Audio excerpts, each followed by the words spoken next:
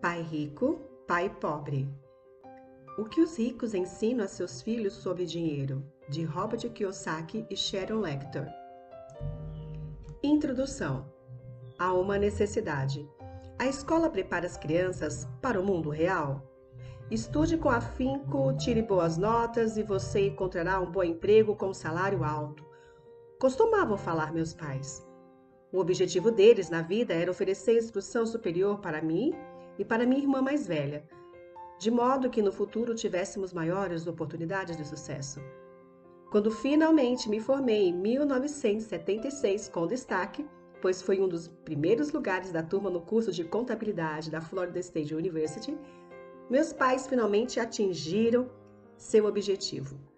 De acordo com o plano diretor, fui contratada para um dos 8 grandes escritórios de contabilidade e imaginava à minha frente uma longa carreira e uma aposentadoria enquanto ainda fosse jovem. Meu marido, Michael, seguiu um percurso semelhante. Ambos viemos de famílias trabalhadoras de recursos modestos, mas com uma forte ética em relação ao trabalho. Michael também se formou com louvor e ele fez 2 vezes, primeiro em engenharia e depois em direito. Rapidamente fui contratada por um prestigioso escritório de advocacia em Washington, D.C., especializado em patentes. Seu futuro parecia brilhante, com uma trajetória profissional bem definida e uma aposentadoria precoce garantida. Embora nossas carreiras tenham sido bem-sucedidas, elas não foram exatamente o que esperávamos. Ambos mudamos de emprego várias vezes, pelas razões certas. Contudo, não há planos de pensão garantidos.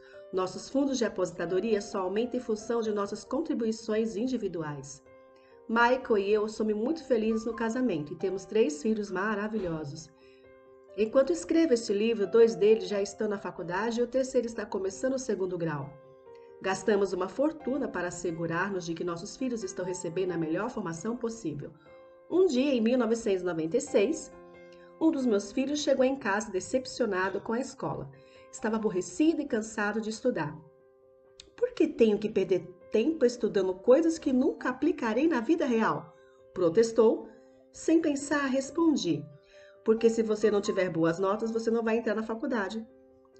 Mesmo que não entre na faculdade, replicou, vou ficar rico.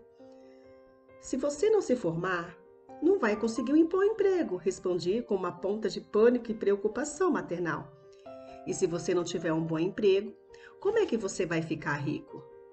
Meu filho deu um sorrisinho forçado e balançou a cabeça. Já tínhamos levado este papo várias vezes. Ele abaixou a cabeça e desviou o olhar. Minhas palavras, cheias de sabedoria materna, caíam novamente em ouvidos surdos.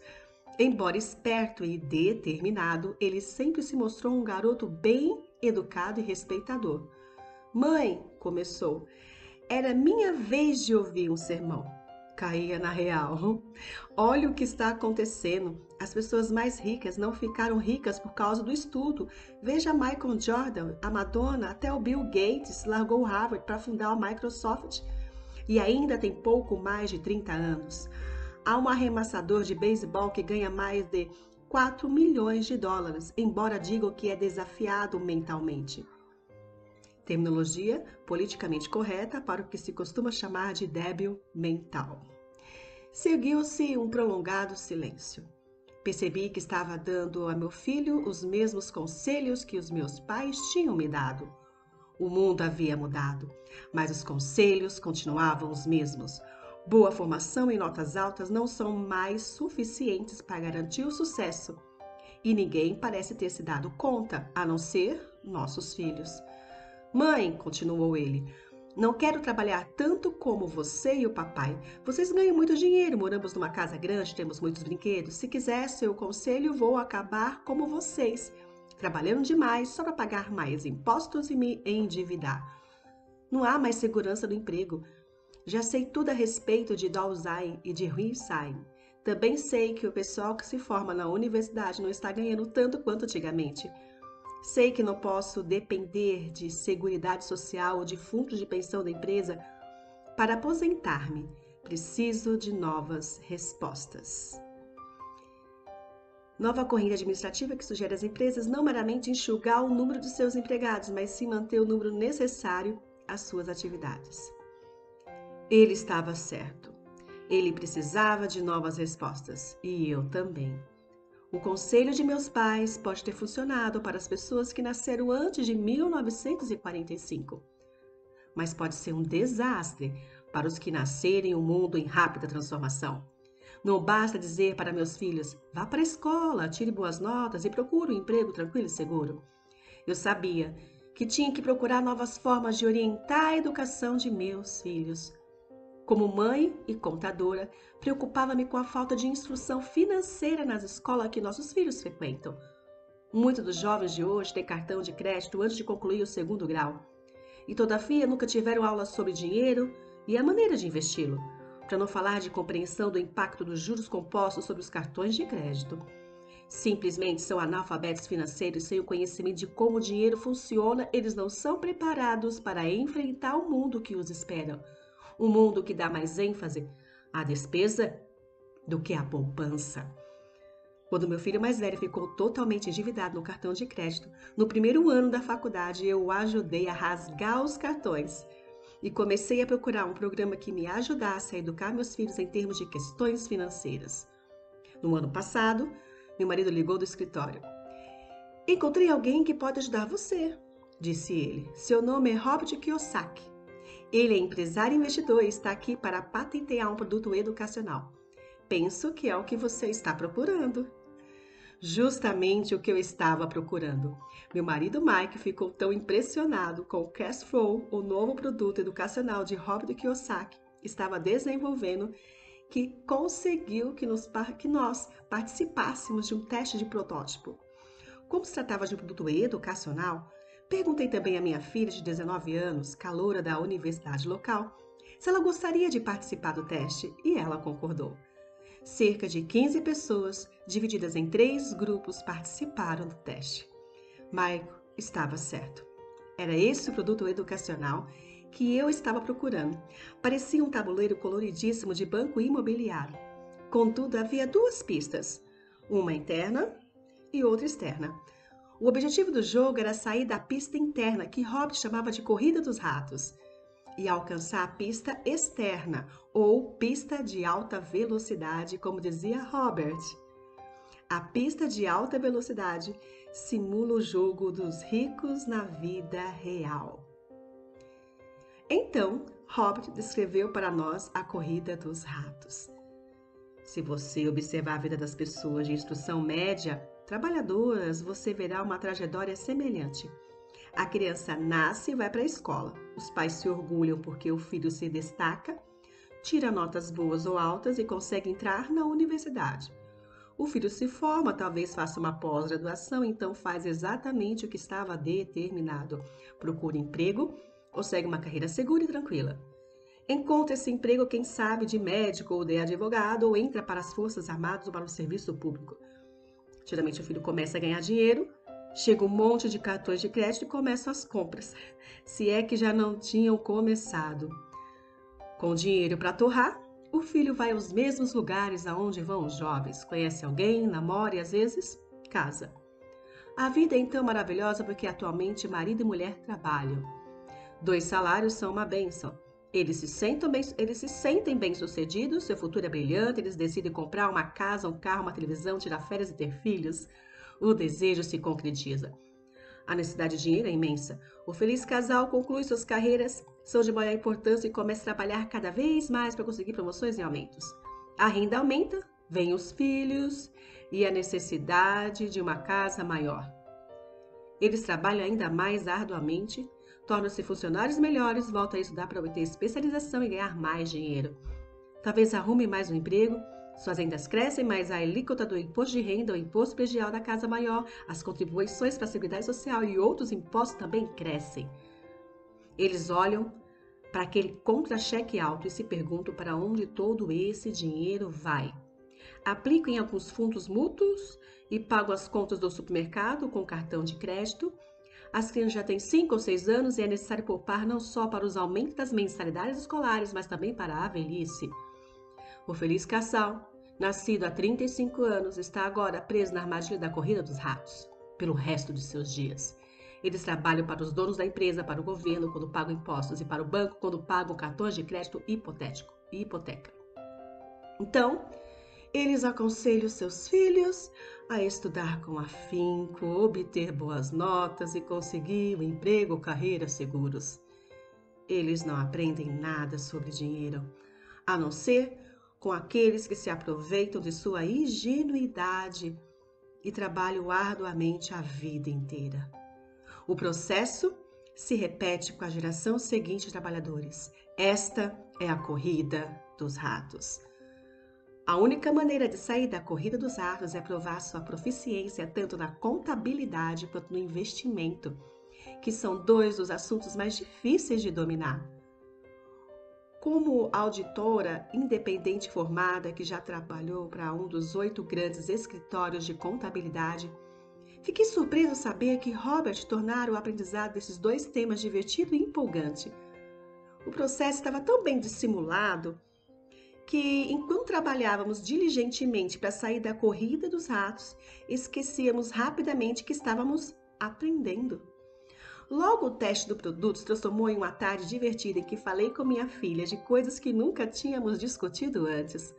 Como contadora, jogar um jogo que precisava de uma demonstração de renda e de um balanço real era fácil. De modo que tive tempo para ajudar minha filha e os demais jogadores do meu grupo a entender conceitos que eles desconheciam.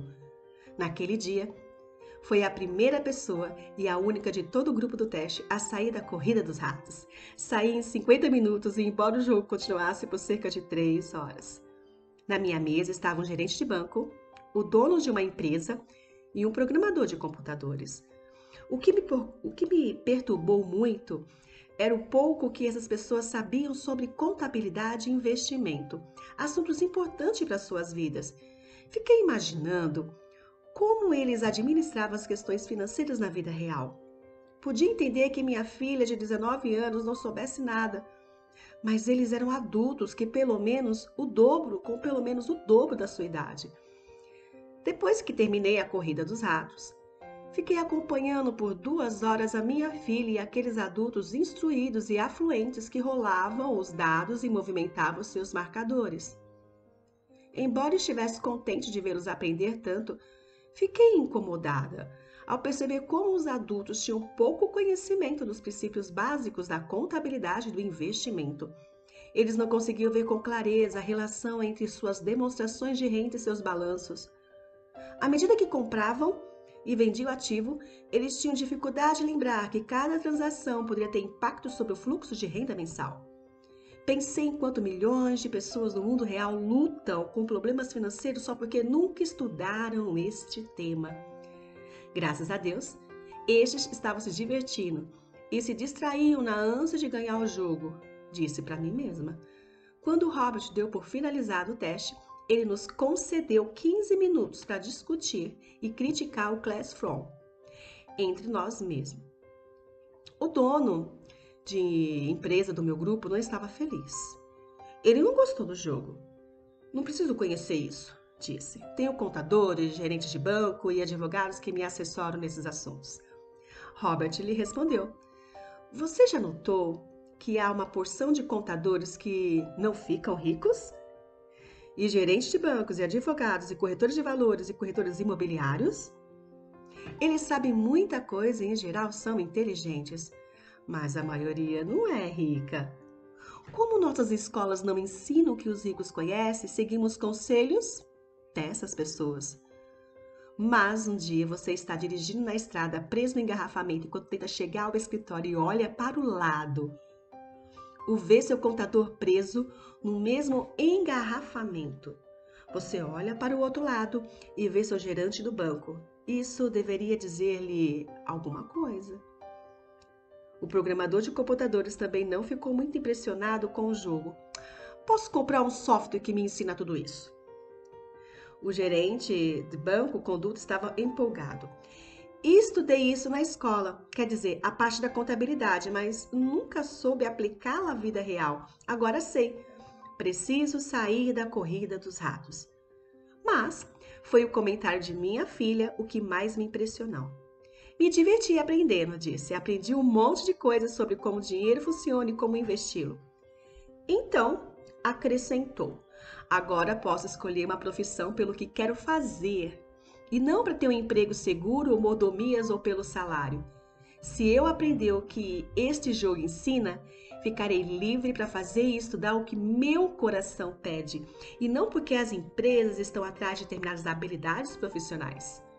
Se aprender isto, não vou ter que me preocupar com segurança no emprego e seguridade social com a maioria de minha turma.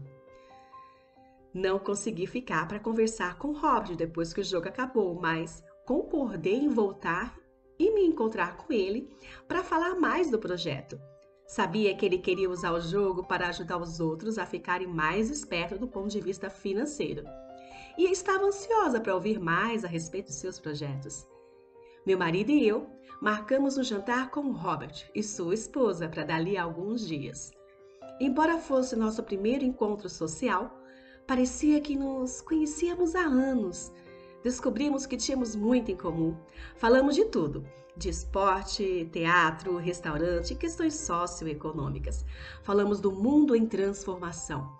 Ficamos conversando bastante tempo sobre como a maioria dos americanos tem pouco ou nenhuma poupança para aposentadoria, bem como sobre quase falência da Seguridade Social e do Medicare. Meus filhos teriam que financiar aposentadorias dos 75 milhões de baby boomers. Ficamos imaginando se as pessoas percebem como é arriscado depender de planos de pensão. A principal preocupação de Robert era o hiato crescente entre os que têm e os que não têm nos Estados Unidos e nos outros países. Empresário autodidata que viajava em torno do mundo para fazer investimento, Robert tinha conseguido se aposentar aos 47 anos. Ele saiu do conforto da aposentadoria porque tinha a mesma preocupação que eu tinha em relação aos meus filhos. Ele sabe que o mundo mudou, mas que a educação não mudou com ele. Na opinião de Robert, as crianças passam anos no sistema educacional ultrapassado, estudando matérias que jamais usarão, preparando-se para um mundo que não existe mais. Hoje, o conselho mais perigoso que se pode dar a um garoto é vá para a escola, tire boas notas e procure um bom emprego. Um emprego seguro. Ele gosta de dizer, este velho conselho é um mau conselho. Se você pudesse ver o que está acontecendo na Ásia, na África, na América do Sul, estaria tão preocupado quanto eu. É um mau conselho, acredita ele. Porque se você quer que seu filho tenha um futuro financeiro seguro, ele não pode jogar pelas velhas regras, é arriscado demais. Perguntei então o que ele entendia por velhas regras. As pessoas como eu jogam por regras diferentes das suas, disse. O que acontece quando uma grande empresa anuncia um downsize? As pessoas são demitidas, respondi.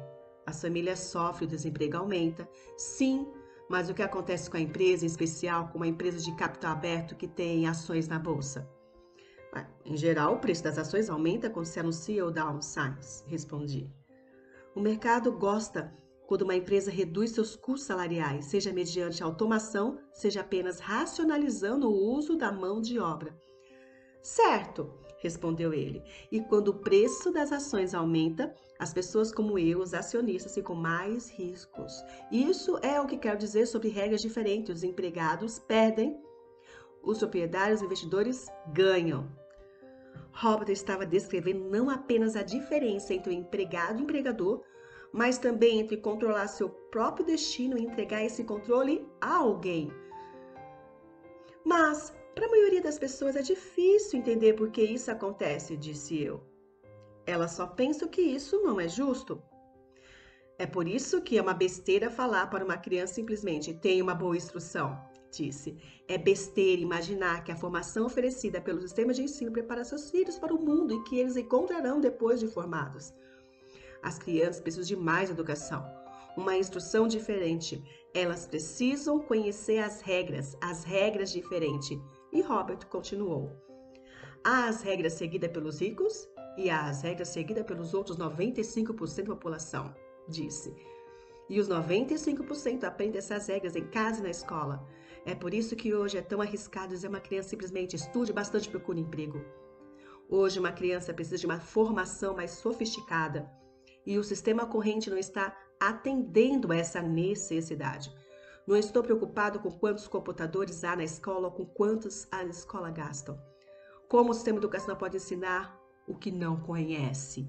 E como os pais podem ensinar a seus filhos o que a escola não ensina? Como você pode ensinar contabilidade para uma criança? Ela não achará aborrecido? E como os pais podem ensinar a investir se eles próprios são avessos ao risco? Em vez de ensinar meus filhos a buscar segurança, decidi que o melhor é ensiná-los a ficar espertos. Então, como é que você ensinaria uma criança sobre tudo isso de que estamos falando? Perguntei a Robert. Como podemos facilitar a tarefa dos pais, especialmente quando eles próprios não sabem do que se trata? Escrevi um livro sobre o assunto, foi a sua resposta. E onde está? Em meu computador. Está lá há anos em pedaços. De vez em quando acrescento algo, mas nunca consegui organizar o material. Comecei a escrevê-lo depois que meu outro livro virou best-seller, mas nunca acabei o livro novo, só tenho pedaços. E estava em pedaços mesmo. Depois de ler os capítulos, achei que o livro tinha méritos e que havia de ser publicado, sobretudo nesses tempos de transformação. Concordei em ser coautora do livro de Robert. Perguntei-lhe de quanta informação financeira ele achava que uma criança precisaria. Ele falou que dependeria da criança. Ele sabia que desde garoto queria ser rico e teve a felicidade de encontrar uma figura paterna que era rica e quis orientá-lo. A educação é o fundamento do sucesso, disse Robert. Da mesma forma que as habilidades acadêmicas são importantes, as habilidades financeiras de comunicação também o são. O que se segue é a história de dois pais de Robert, um rico e outro pobre, mostrando as habilidades que ele desenvolveu ao longo de uma vida. O contraste entre os dois pais oferece uma perspectiva importante. Apoiei, editei e compilei este livro. Para os contadores que o lerem, peço que suspendam seus conhecimentos acadêmicos e abram suas mentes às teorias apresentadas por Robert. Embora muitas delas contestem os próprios princípios contábeis geralmente aceitos, eles oferecem uma valiosa percepção da forma como os verdadeiros investidores analisam suas decisões de investimento. Quando nós, como pais, aconselhamos nossos filhos a ir para a escola, estudar muito e obter um bom emprego, fazemos isso muitas vezes em decorrência de um hábito cultural. Sempre foi certo fazer isso. Quando encontrei Robert, suas ideias de início me espantaram. Tendo sido criada por dois pais, ele foi ensinado a procurar dois objetivos diferentes. Seu pai, instruído, o aconselhava a trabalhar para uma grande empresa. Seu pai rico o aconselhava a ser dono de uma grande empresa. Ambas as trajetórias de vida exigiam instrução, mas os objetivos de estudo eram completamente diferentes. Seu pai instruído o incentivava a ser uma pessoa instruída. Seu pai rico o incentivava a contratar pessoas instruídas. Ter dois pais causou muitos problemas. O pai verdadeiro de Robert era superintendente de educação no estado de Havaí, quando Robert estava com 16 anos, e ameaçava de: se você não tirar boas notas, você não vai conseguir um bom emprego. Tinha pouco efeito. Ele já sabia que sua trajetória profissional era ser dono de empresas, não trabalhar para elas.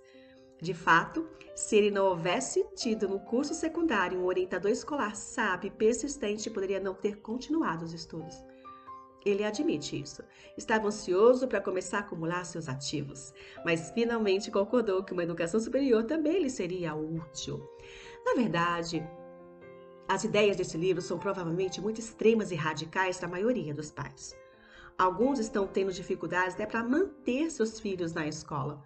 Mas à luz de nossos tempos de transformação como pais, precisamos estar abertos a ideias novas e ousadas. Incentivar filhos a ser empregados é aconselhar nossos filhos a pagar mais do que justa parcela em impostos ao longo da vida, com pouco ou nenhuma esperança de uma aposentadoria. De fato, a maioria das famílias trabalha de janeiro a meados de maio para o governo e apenas para cobrir seus impostos.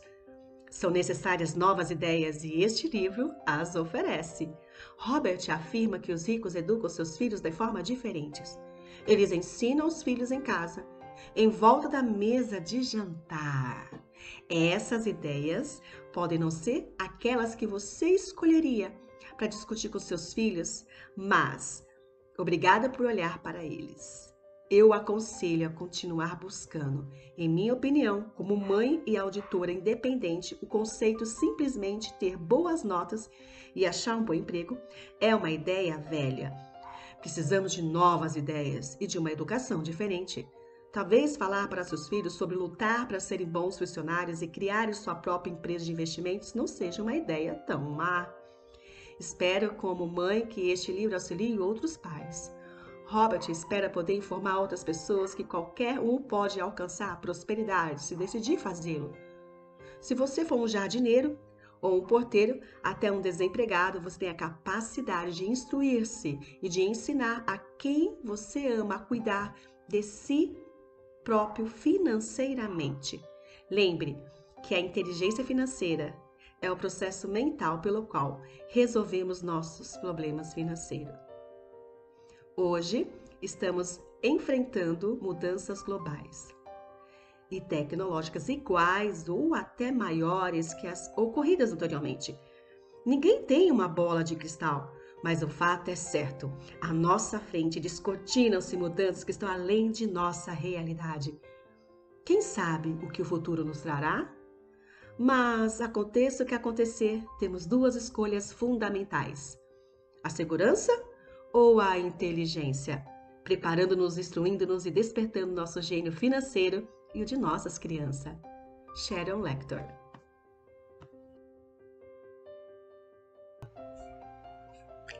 Capítulo 1. Pai Rico, Pai Pobre, por Robert Kiyosaki. Tive dois pais, um rico e outro pobre.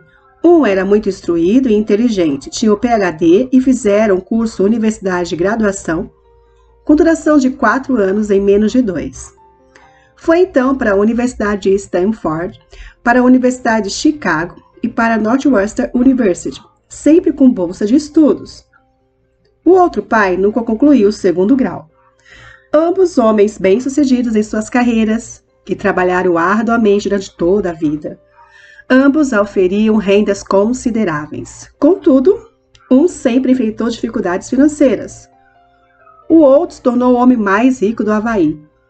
Um morreu deixando milhões de dólares para sua família, para instituições de caridade e para sua igreja. O outro deixou contas a pagar. Ambos eram homens fortes, carismáticos e influentes.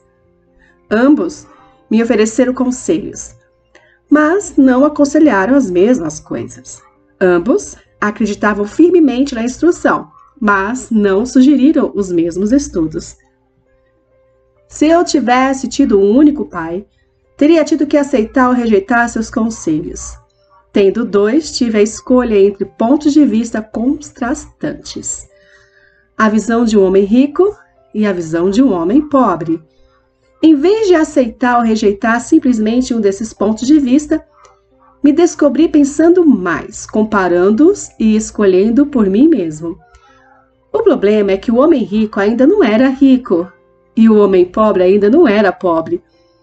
Ambos estavam no início de suas carreiras e lutavam por dinheiro e família, mas eles tinham ideias muito diferentes sobre o dinheiro.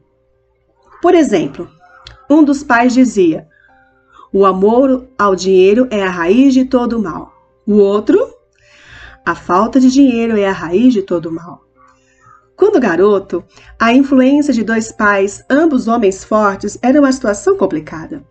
Eu queria ser um bom filho e ouvia, mas os dois pais não falavam a mesma língua. O contraste entre suas ideias, especialmente no que se referia ao dinheiro, era tão extremo que eu ficava curioso e intrigado. Comecei a pensar profundamente sobre o que cada um deles dizia. Muito do meu tempo era gasto refletindo, fazendo-me perguntas como: por que ele fala isso? A respeito das afirmações dos meus pais, teria sido muito mais simples falar sim, ele está certo, concordo com isso, ou simplesmente rejeitar o ponto de vista dizendo: o velho não sabe do que está falando. Porém, tendo dois pais que eu amava, fui forçada a pensar e a escolher um dos caminhos por mim mesmo. Esse processo de escolher por mim mesmo se mostrou muito valioso no longo prazo. Não se tratou simplesmente da aceitação ou da rejeição de um único ponto de vista. Uma das razões pelas quais os ricos ficam mais ricos, os pobres mais pobres, e a classe média luta com as dívidas é que o assunto dinheiro não é ensinado nem em casa nem na escola. Muitos de nós aprendemos sobre o dinheiro com nossos pais. O que podemos dizer um pai pobre a respeito do dinheiro para seu filho? O que pode dizer um pai pobre a respeito do dinheiro para seu filho? Ele simplesmente diz: fique na escola e estude muito. O filho pode se formar com ótimas notas, mas com uma programação financeira e uma mentalidade de pessoa pobre. Isso foi aprendido pelo filho em sua tenra idade. O dinheiro não é ensinado nas escolas. As escolas se concentram nas habilidades acadêmicas e profissionais, mas não nas habilidades financeiras. Isso explica por que médicos, gerentes de banco e contadores inteligentes que tiveram ótimas notas quando estudantes terão problemas financeiros durante toda a sua vida. Nossa impressionante dívida nacional se deve em boa medida a políticos e funcionários públicos muito instruídos que tomam decisões financeiras com pouco ou nenhum treinamento na área do dinheiro. Muitas vezes penso no novo milênio e imagino o que acontecerá quando houver milhões de pessoas precisando de assistência financeira e médica. Eles se tornarão dependentes do apoio financeiro de suas famílias ou do governo. O que acontecerá com o Medicare e a Seguridade Social? Ficarem sem dinheiro? Como uma nação sobreviverá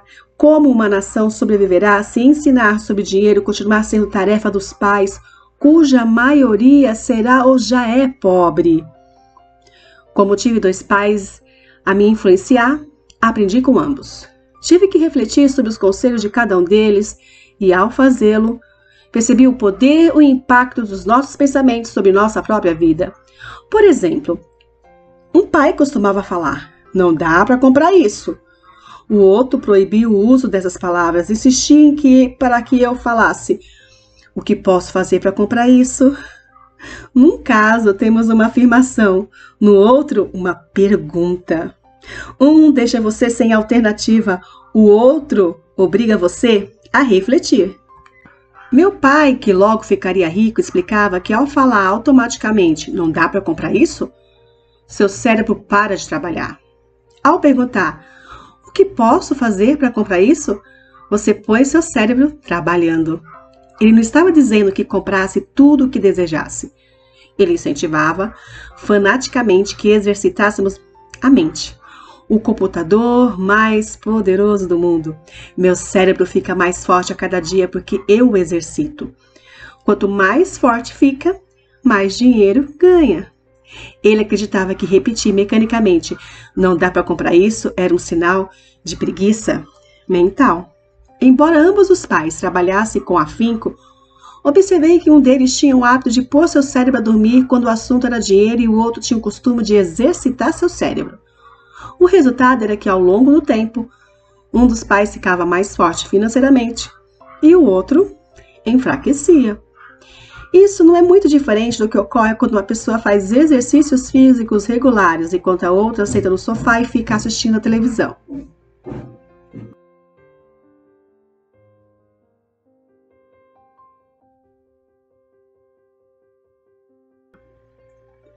O exercício físico adequado aumenta suas chances de ter boa saúde. E o exercício mental adequado aumenta suas chances de ficar rico. A preguiça reduz tanto a saúde quanto a riqueza. Meus 2 pais tinham atitudes mentais diferentes. Um acreditava que os ricos deviam pagar mais impostos para atender os menos afortunados. O outro dizia: os impostos punem os que produzem e recompensam os que não produzem. Um dos pais recomendava: estude arduamente para poder trabalhar em uma boa empresa. O outro falava: estude arduamente para poder comprar uma boa empresa. Um dos pais dizia: não sou rico porque tenho filhos. O outro: tenho que ser rico por causa de vocês, meus filhos. Um incentivava as conversas sobre os dinheiros e negócios na hora do jantar. O outro proibia que se falasse do assunto durante as refeições. Um dizia: em questões de dinheiro, seja cuidadoso, não se arrisque. O outro: aprenda a administrar o risco. Um recomendava: nossa casa é o nosso maior investimento e nosso maior patrimônio. O outro: minha casa é uma dívida e se sua casa for seu maior investimento, você terá problemas. Ambos os pais pagavam suas contas no prazo. Mas um deles pagava suas contas em primeiro lugar, enquanto o outro as deixava para a última hora. Um deles acreditava que a empresa ou o governo deveria cuidar de você e de suas necessidades. Estava sempre preocupado com aumentos salariais, planos de aposentadoria, benefícios médicos, licenças de saúde, férias e outros benefícios. Ele ficava impressionado com 2 de seus tios, que foram para o exército e se aposentaram com vários benefícios após 20 anos de serviço ativo. Ele adorava a ideia de assistência médica e serviço de reembolso de alimento que os militares ofereciam a seus aposentados. Ele também se empolgava com as cátedras vitalícias do sistema universitário. A ideia de estabilidade no emprego e benefícios trabalhistas lhe parecia às vezes mais importante do que o próprio emprego. Dizia frequentemente: trabalhei muito para o governo, mereço essas mordomias. O outro pai acreditava na total autossuficiência financeira. Ele sempre se manifestava contra a mentalidade dos, entre aspas, direito, e falava que isso estava criando pessoas fracas e financeiramente necessitadas. Ele dava muita ênfase à competência financeira. Um dos pais lutava para poupar alguns poucos dólares, o outro simplesmente criava investimentos. Um pai me ensinou a escrever um currículo impressionante para que eu pudesse encontrar um bom emprego. O outro me ensinou a fazer sólidos planos financeiros de negócios de modo que eu pudesse criar emprego. Ter 2 pais fortes me proporcionou o luxo de observar o impacto de diferentes formas de pensar sobre a própria vida.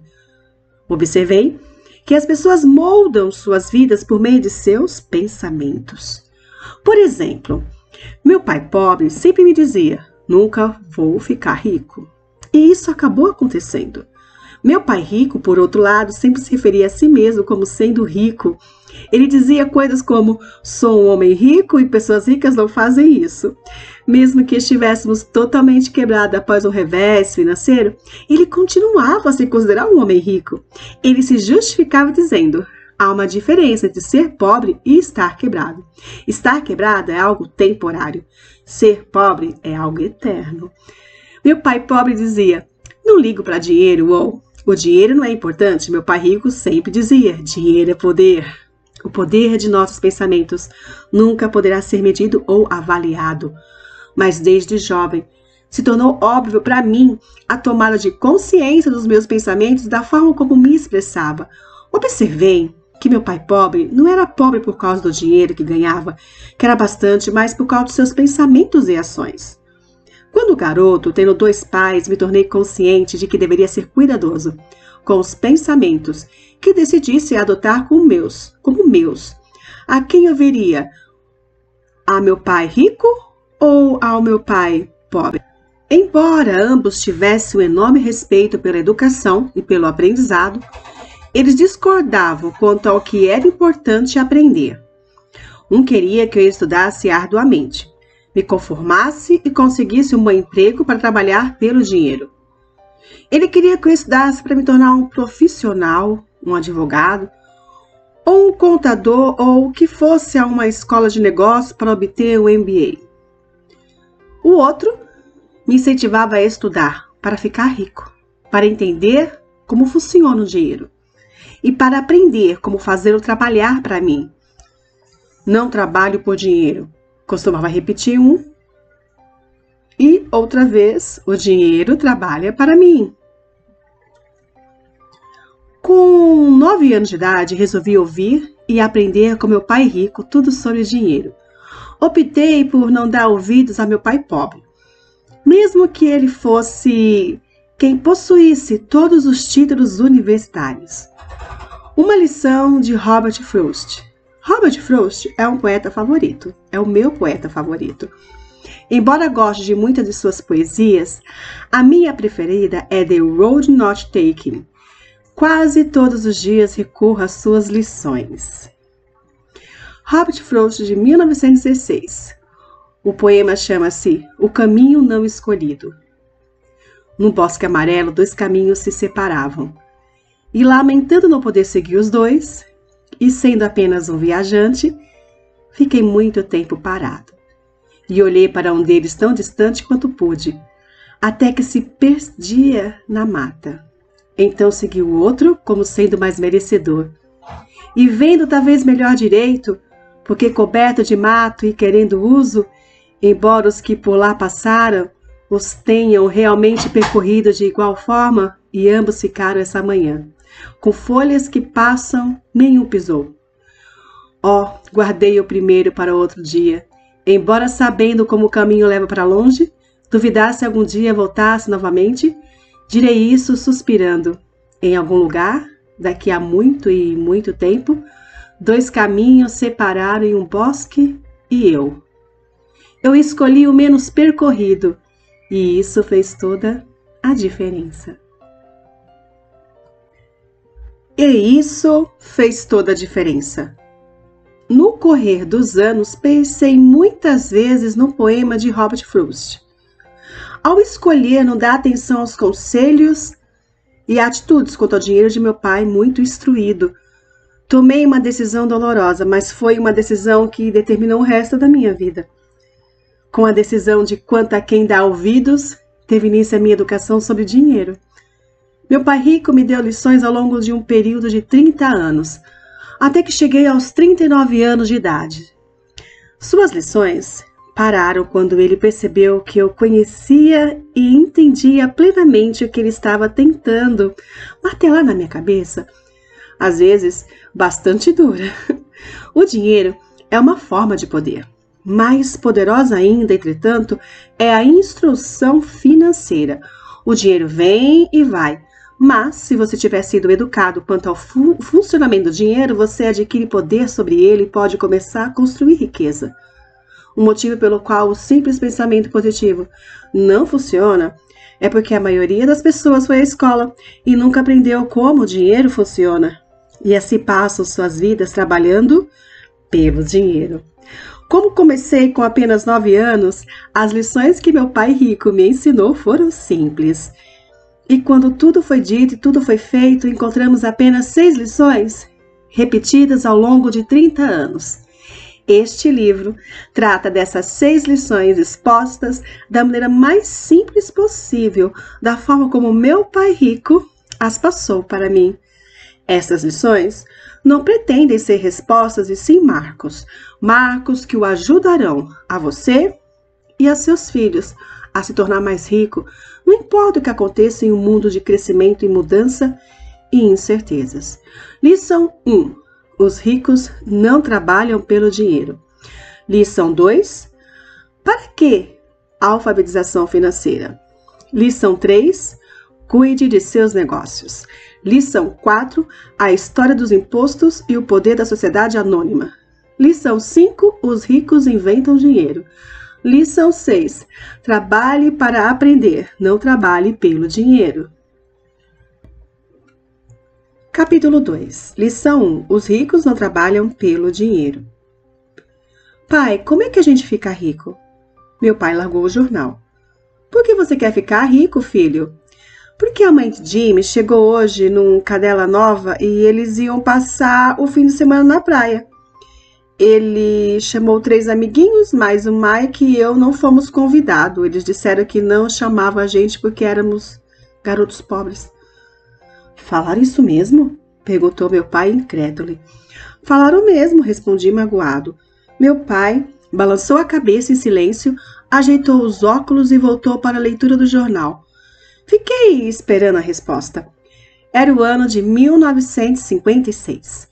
Eu tinha 9 anos. Por um golpe da sorte, eu frequentava a mesma escola pública onde estudavam os filhos dos ricos. A cidade vivia especialmente em função das usinas do açúcar. O gerente das usinas e outras pessoas influentes da cidade, como médicos, proprietários de estabelecimentos comerciais e gerentes de bancos, matriculavam seus filhos nessa escola. Terminado o 1º grau, estes iam em geral para colégios particulares. Eu fazia parte dessa escola porque minha família morava no lado da rua. Se morássemos do outro lado, eu teria ido para uma escola diferente e meus colegas seriam de famílias mais parecidas com a minha. Concluído o primeiro grau, esses garotos e eu faríamos o segundo grau também em escolas públicas. Não havia colégios particulares para eles ou para mim. Meu pai finalmente largou o jornal. Senti que estava pensando. Filho, começou lentamente, se você quiser ficar rico, você tem que aprender a ganhar dinheiro. E como ganho dinheiro? Perguntei. Use sua cabeça, filho, respondeu sorrindo. O que na verdade queria dizer? Isso é tudo que vou lhe dizer, ou não sei a resposta de modo que não me perturbe. Forma-se uma parceria. Na manhã seguinte, contei para meu melhor amigo Mike o que meu pai tinha falado. Tenho a impressão de que Mike e eu éramos os únicos garotos pobres da escola. Também Mike estava nessa escola por um golpe de sorte. Alguém tinha traçado aleatoriamente a minha divisória dos distritos escolares e nós acabamos na escola dos garotos ricos. Não éramos pobres de verdade, mas sentíamos como se fôssemos, porque os demais garotos tinham luvas de beisebol novas, bicicletas novas, tudo novo. Meu pai e minha mãe nos davam o básico, comida, teto e roupa, mas isso era tudo. Meu pai costumava falar, se você quiser alguma coisa, trabalhe para obtê-la.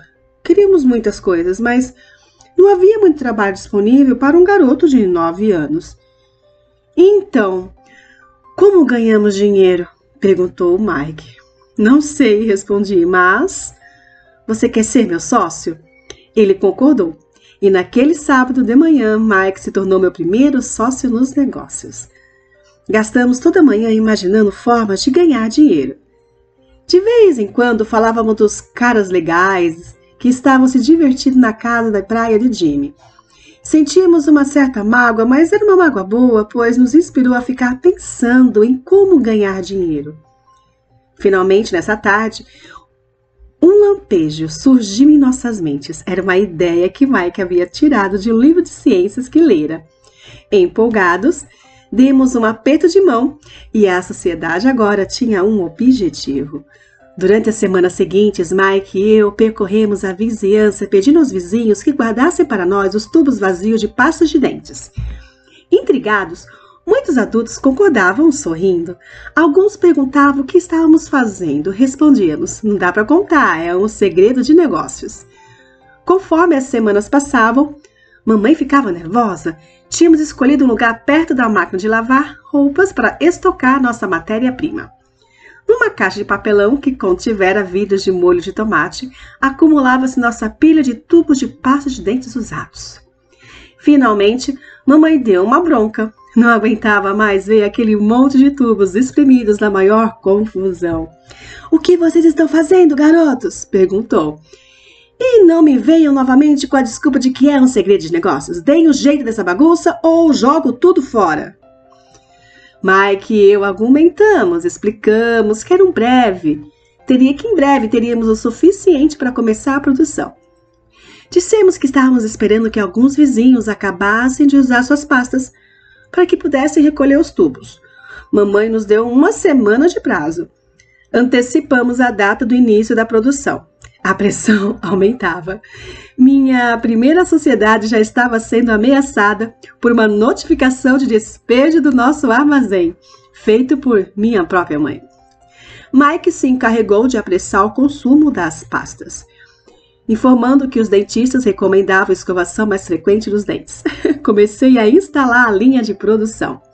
Um dia, meu pai chegou em casa com um amigo para mostrar como os garotos operavam a linha de produção a todo vapor perto da garagem.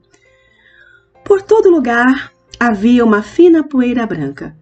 Numa mesa comprida se alinhavam embalagens de leite trazidas da escola e no forno japonês da família as brasas do carvão brilhavam, gerando o máximo de calor.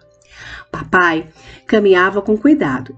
O carro fora estacionado próximo ao portão da rua, porque a linha de produção estava na frente da porta da garagem. Quando ele e seu amigo se aproximaram, viram uma vasilha de aço em cima das brasas, e dentro dela os tubos de pasta de dentes derretiam. Naquela época, não havia tubos de pasta de dente de plástico. Eles eram de chumbo. Por isso, depois que a pintura queimava, os tubos dentro da vasilha derretiam, até ficarem líquidos. Com a ajuda do pegador de panela da mamãe, nós despejávamos o chumbo derretido através de um pequeno furo nas embalagens de leite, que estavam recheadas de gesso. O pó branco do gesso, que ainda não fora misturado à água, estava por toda parte. Com a pressa, tínhamos derrubado o saco de gesso e parecia que toda a área fora atingida por uma nevasca. As embalagens de leite vazias serviam para fazer moldes de gesso. Meu pai e seu amigo nos observavam enquanto vertíamos o chumbo derretido num pequeno buraco no topo de um cubo de gesso. Cuidado, disse meu pai. Fiz que sim com a cabeça sem olhar para cima. Quando terminei de colocar o chumbo derretido, larguei a vasilha e sorri para meu pai. O que vocês estão fazendo? Perguntou com um sorriso cauteloso. Estamos fazendo o que você me mandou fazer. Estamos nos tornando ricos, respondi. Somos sócios, disse Mike, sorrindo e balançando a cabeça. E o que há nesses moldes de gesso? Perguntou o papai.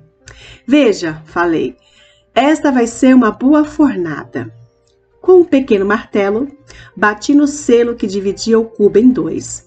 Com cuidado, puxei a parte de cima do molde de gesso e uma moedinha de chumbo caiu. Minha nossa, falou o papai, vocês estão cunhando moedinhas de chumbo? Certo, falou Mike, estamos fazendo o que o senhor disse, estamos fazendo dinheiro. O amigo de meu pai se virou e caiu na gargalhada. Meu pai sorriu, balançou a cabeça. À sua frente estava, além do fogo da caixa de tubos de pasta de dentes vazio, 2 garotos cobertos por uma poeira branca, rindo de orelha a orelha.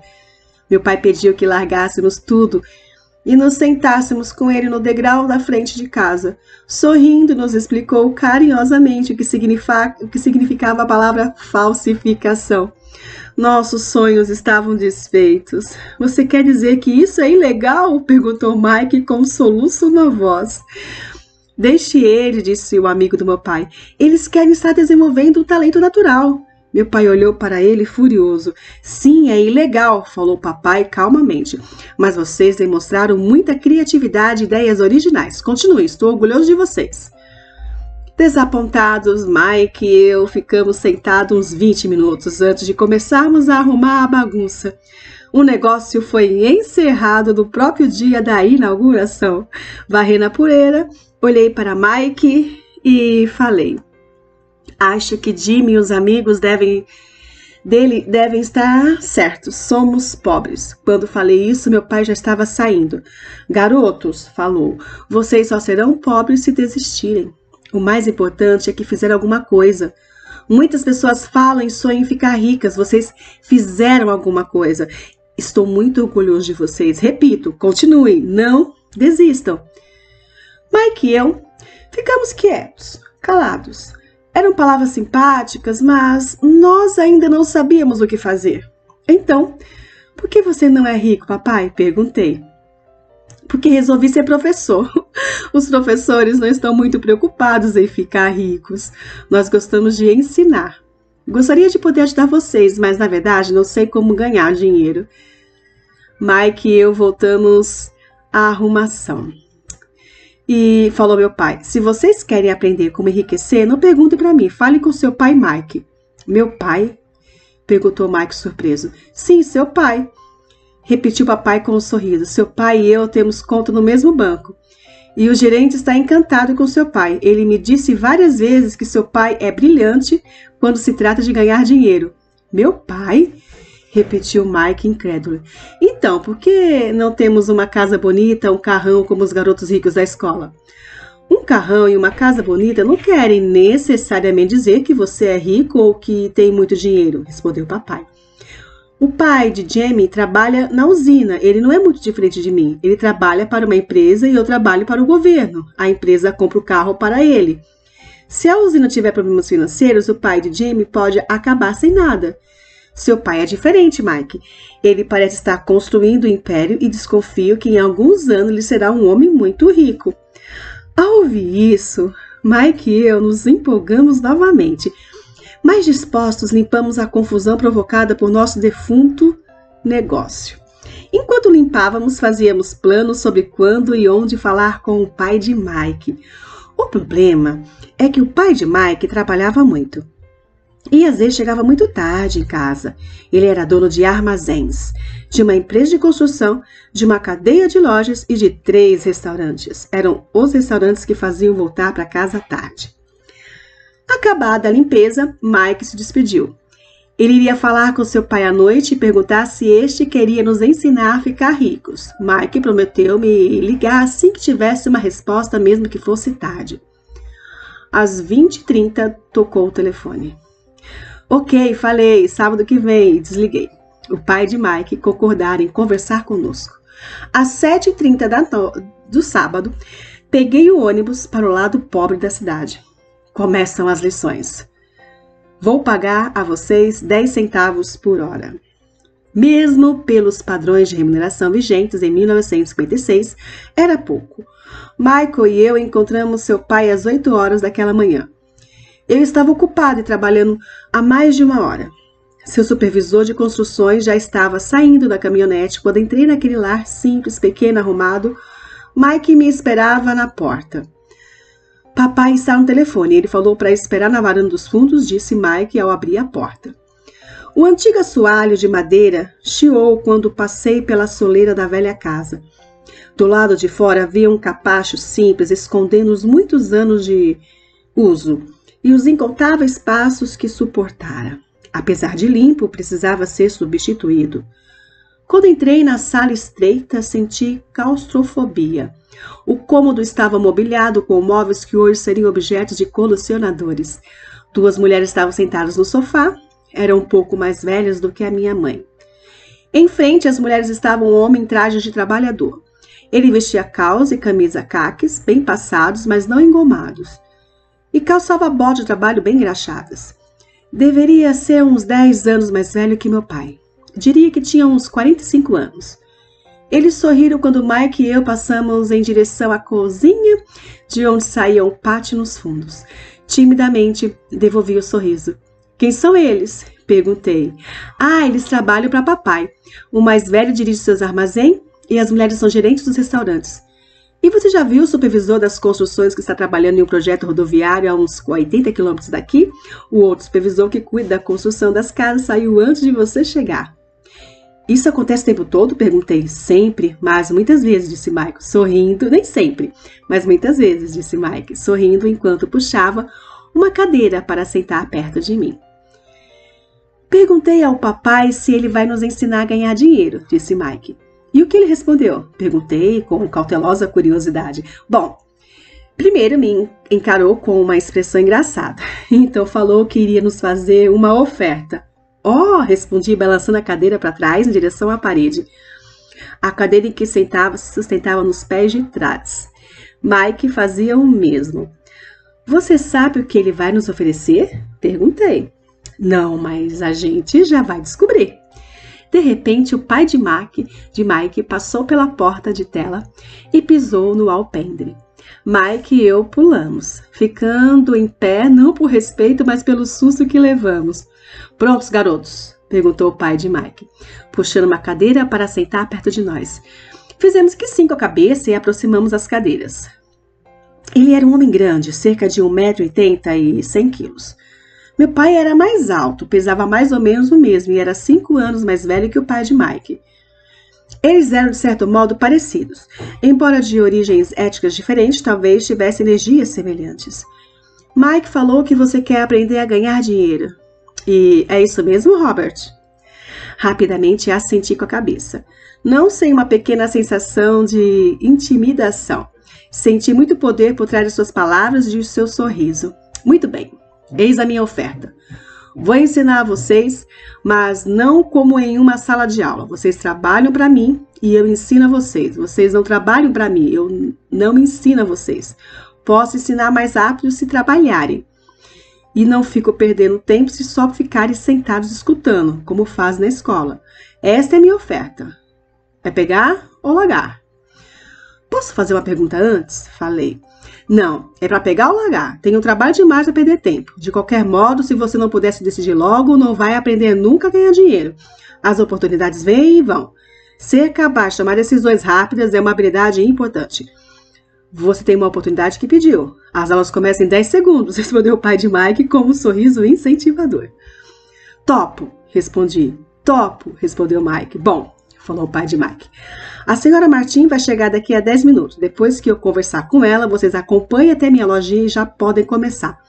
Vou lhes pagar 10 centavos por hora e vocês terão que trabalhar 3 horas todo sábado. Mas hoje eu tenho jogo de beisebol, falei. O pai de Mike abaixou a voz e falou com seriedade. É pegar ou largar, disse. Topo, respondi, decidindo trabalhar em lugar de jogar beisebol. 30 centavos depois. Às 9 horas de uma bela manhã de sábado, Mike e eu estávamos trabalhando para a senhora Martin. Ela era uma mulher bondosa e paciente. Sempre dizia que eu e Mike a lembrávamos de seus filhos que já estavam crescidos e não moravam com ela. Apesar de bondosa, ela acreditava no trabalho árduo e nos fazia trabalhar. Era uma chefe rigorosa. Passávamos 3 horas pegando latas das prateleiras e espanando-as para depois recolocá-las no lugar. Era uma tarefa incrivelmente monótona. O pai de Mike, que eu chamo de meu pai rico, era dono de 9 dessas lojinhas, com amplos estacionamentos. Eram as primeiras versões de lojas de conveniência. Nesses pequenos armazéns de bairro, as pessoas compravam artigos como leite, pão, manteiga e cigarros. O problema é que no Havaí, e isso aconteceu antes de ar-condicionado, não se podia fechar a porta das lojas por causa do calor. Nestas haviam 2 amplas portas que davam para a rua e para o estacionamento. Cada vez que um carro passava ou estacionava, levantava uma poeira que se acumulava nas prateleiras. Portanto, tínhamos um trabalho que duraria enquanto não houvesse ar-condicionado. Durante 3 semanas, Mike e eu comparecemos aos sábados à loja da senhora Martin e trabalhamos durante 3 horas. Ao meio-dia terminava nosso trabalho e ela nos dava 3 pratinhos de 10 centavos, mas nem aos 9 anos, em meados da década de 1950, 30 centavos era muito empolgante. Na época, um gibi custava 10 centavos. De modo que, em geral, eu gastava meu dinheiro com revistas em quadrinhos e voltava para casa. Na quarta-feira, eu já estava a fim de largar. Tinha concordado em trabalhar só porque eu queria aprender a ganhar dinheiro com o pai de Mike, mas agora era escravo por 10 centavos a hora. E ainda por cima não tinha voltado a ver o pai do Mike desde aquele sábado. Desisto, falei para Mike na hora do almoço. O almoço da escola era horrível. A escola era monótona e agora já nem podia esperar pelos sábados. Mas o que estava me perturbando eram os 30 centavos. Desta vez, Mike sorriu. De que é que você está rindo? Reperguntei, zangado e frustrado. Papai falou que isso ia acontecer. Ele disse para você procurá-lo quando estivesse a fim de largar. O quê? Disse indignado. Ele está esperando que eu fique saturado?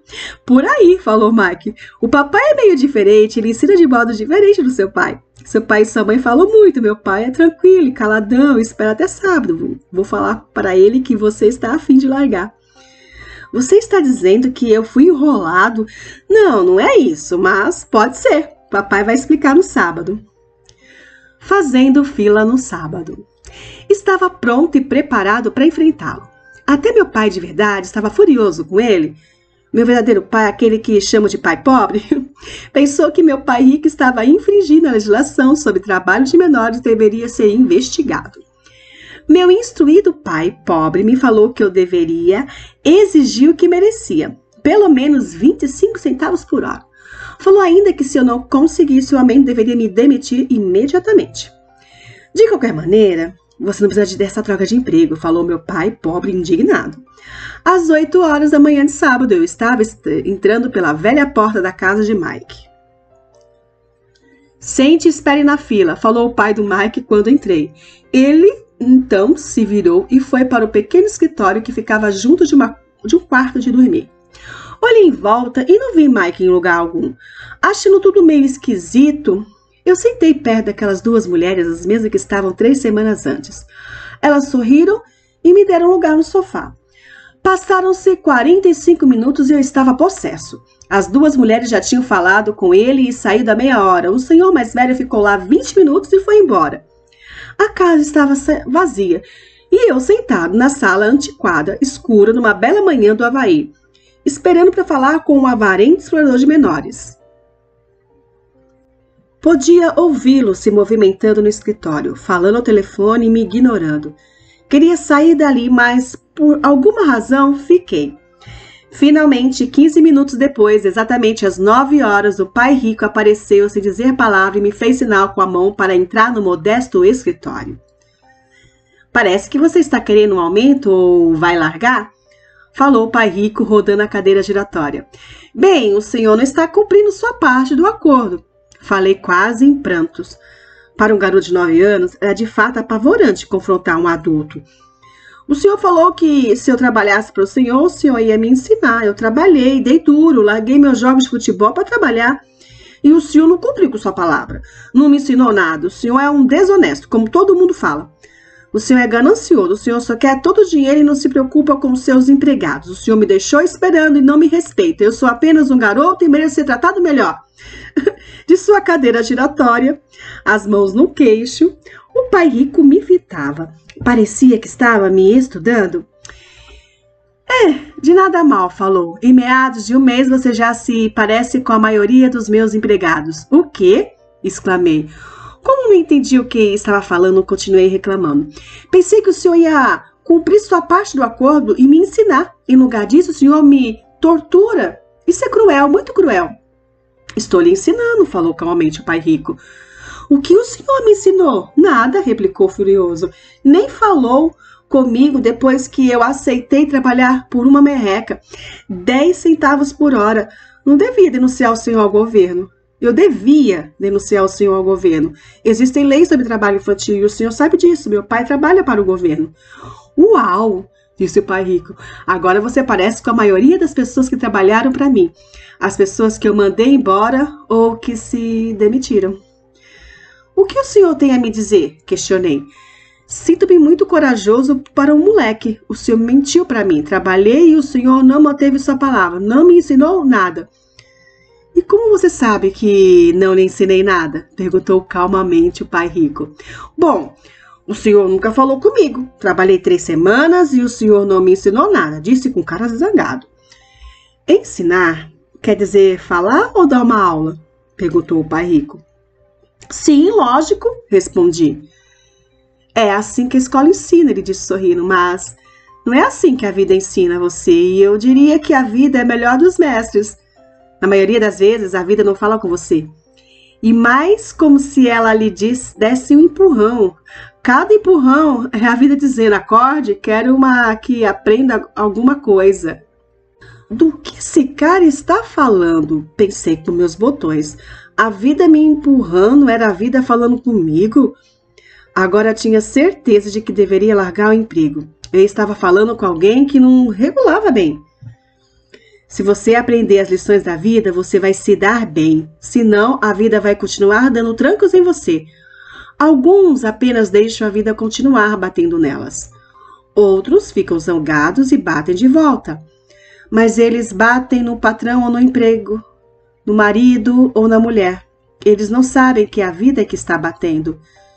Eu não tinha a menor ideia do que ele estava falando. A vida bate em todos nós. Alguns desistem, outros lutam, alguns aprendem a lição e seguem em frente. Eles recebem satisfeitos os trancos da vida. Para estes, isso quer dizer que precisam e querem aprender alguma coisa.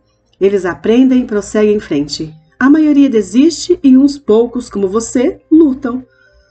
Pai Rico ficou em pé e fechou a velha janela de madeira que precisava de conserto e continuou.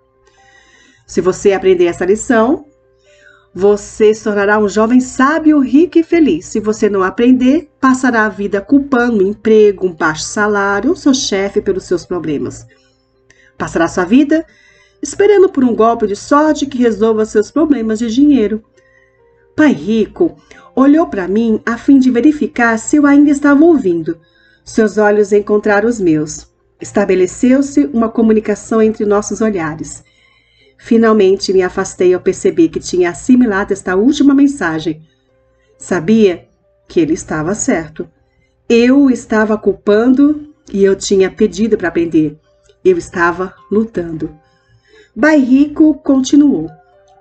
Se for o tipo de pessoa que não tem garra, desistirá toda vez que a vida bater em você. Se for uma pessoa assim, passará a sua vida buscando segurança, fazendo as coisas certas, esperando por algo que nunca vai acontecer. E então, morrerá como um velho rabugento. Terá um monte de amigos que gostam de você porque é um cara trabalhador.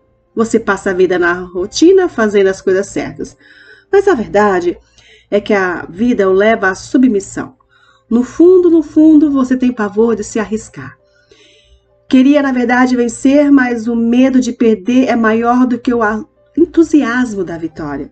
No íntimo, só você saberá que não foi atrás disso. Você escolheu a segurança. Nossos olhos voltaram a se encontrar. Por 10 segundos ficamos nos encarando e só depois que a mensagem foi recebida, nossos olhos se afastaram. O senhor estava me empurrando? Perguntei. Algumas pessoas achariam isso, sorriu Bairrico. Eu diria que apenas lhe mostrei o gostinho da vida. Que gostinho da vida? Respondi ainda zangado, mas agora curioso, pronto até para aprender. Vocês dois, garotos, foram as primeiras pessoas na vida que me pediram para lhes ensinar a ganhar dinheiro. Eu tenho mais de 150 empregados e nenhum deles me perguntou o que eu sei sobre dinheiro. Eles me pedem um emprego, um salário, mas nunca que eu lhes ensine sobre o dinheiro. De modo que a maioria deles passaram os melhores anos de suas vidas trabalhando pelo dinheiro sem entender realmente para que é que elas estão trabalhando. Eu estava ouvindo atentamente. Assim, quando o Mike falou que você queria aprender como ganhar dinheiro, resolvi planejar um curso que se aproximasse da vida real. Eu poderia falar horas, mas você não escutaria nada. Portanto, resolvi deixar que a vida batesse um pouco em você, para que pudesse me escutar. É por isso que só pago 10 centavos. E qual é a lição que aprendi trabalhando por 10 centavos a hora? Perguntei. Que você é mesquinho e explora seus trabalhadores? Bairrico se inclinou para trás e soltou uma gargalhada. Finalmente, quando parou de rir, falou: é melhor que você mude seu ponto de vista. Pare de culpar-me, pensando que eu sou o problema. Se você pensa que eu sou o problema, então terá que me modificar. Se perceber que você é o problema, então poderá modificar a si mesmo, aprender alguma coisa e tornar-se mais sábio. A maioria das pessoas quer que todo mundo mude, menos elas próprias. Mas, eu lhe digo, é mais fácil mudar a si próprio do que a todos os demais. Não entendo, falei. Não me culpe por seus problemas, falou o Bairrico, dando sinais de impaciência. Mas o senhor só me paga 10 centavos. Então, o que você está aprendendo? Perguntou o Bairrico com um sorriso. Que o senhor é mesquinho? Respondi com uma risadinha. Está vendo? Você acha que eu sou o problema, retrucou o Bairrico. Mas o senhor é. Bem, continue assim e você aprenderá nada. Pense que sou o problema, então quais são suas escolhas? Bem, se o senhor não me pagar mais, ou não me respeitar mais e me ensinar, eu largo tudo. Muito bem, disse o Bairrico. E isso é exatamente o que faz a maioria das pessoas. Elas se demitem e começam a procurar outro emprego, uma oportunidade melhor, um salário mais alto, pensando que um novo emprego ou um salário mais alto resolverão o problema. Não é o que acontece na maioria dos casos. Então, o que resolve o problema? Perguntei. Pegar esses miseráveis 10 centavos por hora e sorrir? Bairrico sorriu. Isso é o que fazem as outras pessoas. Apenas aceitam o pagamento sabendo que eles e suas famílias lutarão com dificuldades financeiras. Mas é tudo o que fazem, esperando um aumento da ilusão de que mais dinheiro resolverá o problema. A maioria se conforma e alguns procuram um segundo emprego, trabalhando mais, mas continuam aceitando um contra-cheque ínfimo. Fiquei olhando para o chão, começando a entender a lição que o Bairrico estava apresentando. Podia sentir que tinha um gosto de vida. Finalmente olhei para cima e repeti a pergunta. Então, O que é que resolve o problema? Isto, disse ele, dando um ligeiro tapinha na cabeça. Essa coisa está entre suas orelhas. Foi nesse momento que Pai Rico me mostrou o ponto de vista central que o separava de seus empregados e de meu pai pobre, e que mais tarde o levou a tornar-se um dos homens mais ricos do Havaí. Enquanto meu pai, muito instruído, mas pobre, lutou com problemas financeiros em toda a sua vida. Era um ponto de vista singular, que fez toda a diferença durante uma vida inteira. Pai Rico repetia de vez em quando esse ponto de vista que eu chamo de lição 1. Os pobres e a classe média trabalham pelo dinheiro, e os ricos fazem o dinheiro trabalhar para eles. Naquela bela manhã de sábado, eu estava aprendendo um ponto de vista diferente daquele que meu pai pobre me ensinara. Aos 9 anos de idade, eu percebia que ambos os pais queriam que eu aprendesse. Ambos me incentivavam a estudar, mas não as mesmas coisas. Meu pai, muito instruído, recomendava que fizesse o que ele fizera. Filho, quero que você estude muito e que tenha boas notas para que você possa conseguir um bom emprego seguro em uma grande empresa que lhe traga grandes benefícios. Meu pai rico queria que eu aprendesse como funciona o dinheiro, para que eu pudesse colocá-lo a trabalhar para mim. Essas lições eu aprenderia ao longo da vida, sob sua orientação, e não na sala de aula. Meu pai rico continuou a primeira lição. Fico contente em ver que você se enfureceu por trabalhar por 10 centavos a hora. Se não tivesse zangado e tivesse aceitado isso satisfeito, teria que lhe dizer que não poderia ensinar nada. Veja, aprender de verdade exige energia, paixão e um desejo ardente. A raiva é uma grande parte dessa fórmula, pois a paixão é uma combinação de raiva e amor. No caso do dinheiro, a maioria das pessoas prefere não arriscar e se sentir seguras, ou seja, não são conduzidas pela paixão, são conduzidas pelo medo. É por isso que elas aceitam emprego com salário baixo? Perguntei. Sim, respondeu o pai rico. Algumas pessoas dizem que eu exploro os empregados porque não pago tanto quanto a usina de açúcar ou o governo. Eu digo que as pessoas se exploram elas mesmas. O medo é delas, não meu. Mas o senhor não acha que deveria pagar mais para elas? Indaguei. Não tenho que fazê-lo. E além disso, mais dinheiro não vai resolver o problema. Veja seu pai, ele ganha bastante dinheiro e ainda assim não dá conta das despesas. A maioria das pessoas, se receber mais dinheiro, apenas passará a se endividar mais. Daí os 10 centavos por hora, eu disse rindo. É parte da lição. Certo, sorriu o pai rico. Você vê, seu pai estudou muito, de modo que conseguiu um salário alto. Mas ele ainda tem problemas financeiros, porque nunca aprendeu nada sobre dinheiro na escola. E ainda por cima ele acredita em trabalhar pelo dinheiro. E o senhor não acredita? Perguntei. Não, de verdade não, disse pai rico. Se você quiser aprender a trabalhar pelo dinheiro, então fique na escola. E é um bom lugar para aprender isso. Mas se você quer aprender como fazer o dinheiro trabalhar para você, então eu vou lhe ensinar como fazer. Mas só se você quiser aprender. E todo mundo não quer aprender isso? Indaguei. Não, respondeu o pai rico, simplesmente porque é mais fácil aprender a trabalhar pelo dinheiro, em especial se o medo é a principal emoção quando se trata de discutir dinheiro. Não estou entendendo, retruquei, franzindo as sobrancelhas. Não se preocupe com isso por enquanto. Saiba apenas que é o medo que faz a maioria das pessoas trabalhar no emprego. O medo de não pagar as contas, o medo de ser mandado embora, o medo de não ter dinheiro suficiente, o medo de começar de novo. Esse é o preço de aprender uma profissão ou habilidade, então trabalhar pelo dinheiro. A maioria das pessoas se torna escrava do dinheiro e fica zangada com o patrão. Aprender a pôr o dinheiro a trabalhar para a gente é um tipo de estudo totalmente diferente? Perguntei. Sem dúvida, respondeu o pai rico. Ficamos sentados em silêncio contemplando a bela manhã. Meus amigos deviam estar começando seu jogo de beisebol infantil. E, por alguma razão, agora eu estava feliz de ter decidido trabalhar por 10 centavos a hora. Sentia que estava a ponto de aprender alguma coisa que meus colegas não aprenderiam na escola. Pronto para aprender?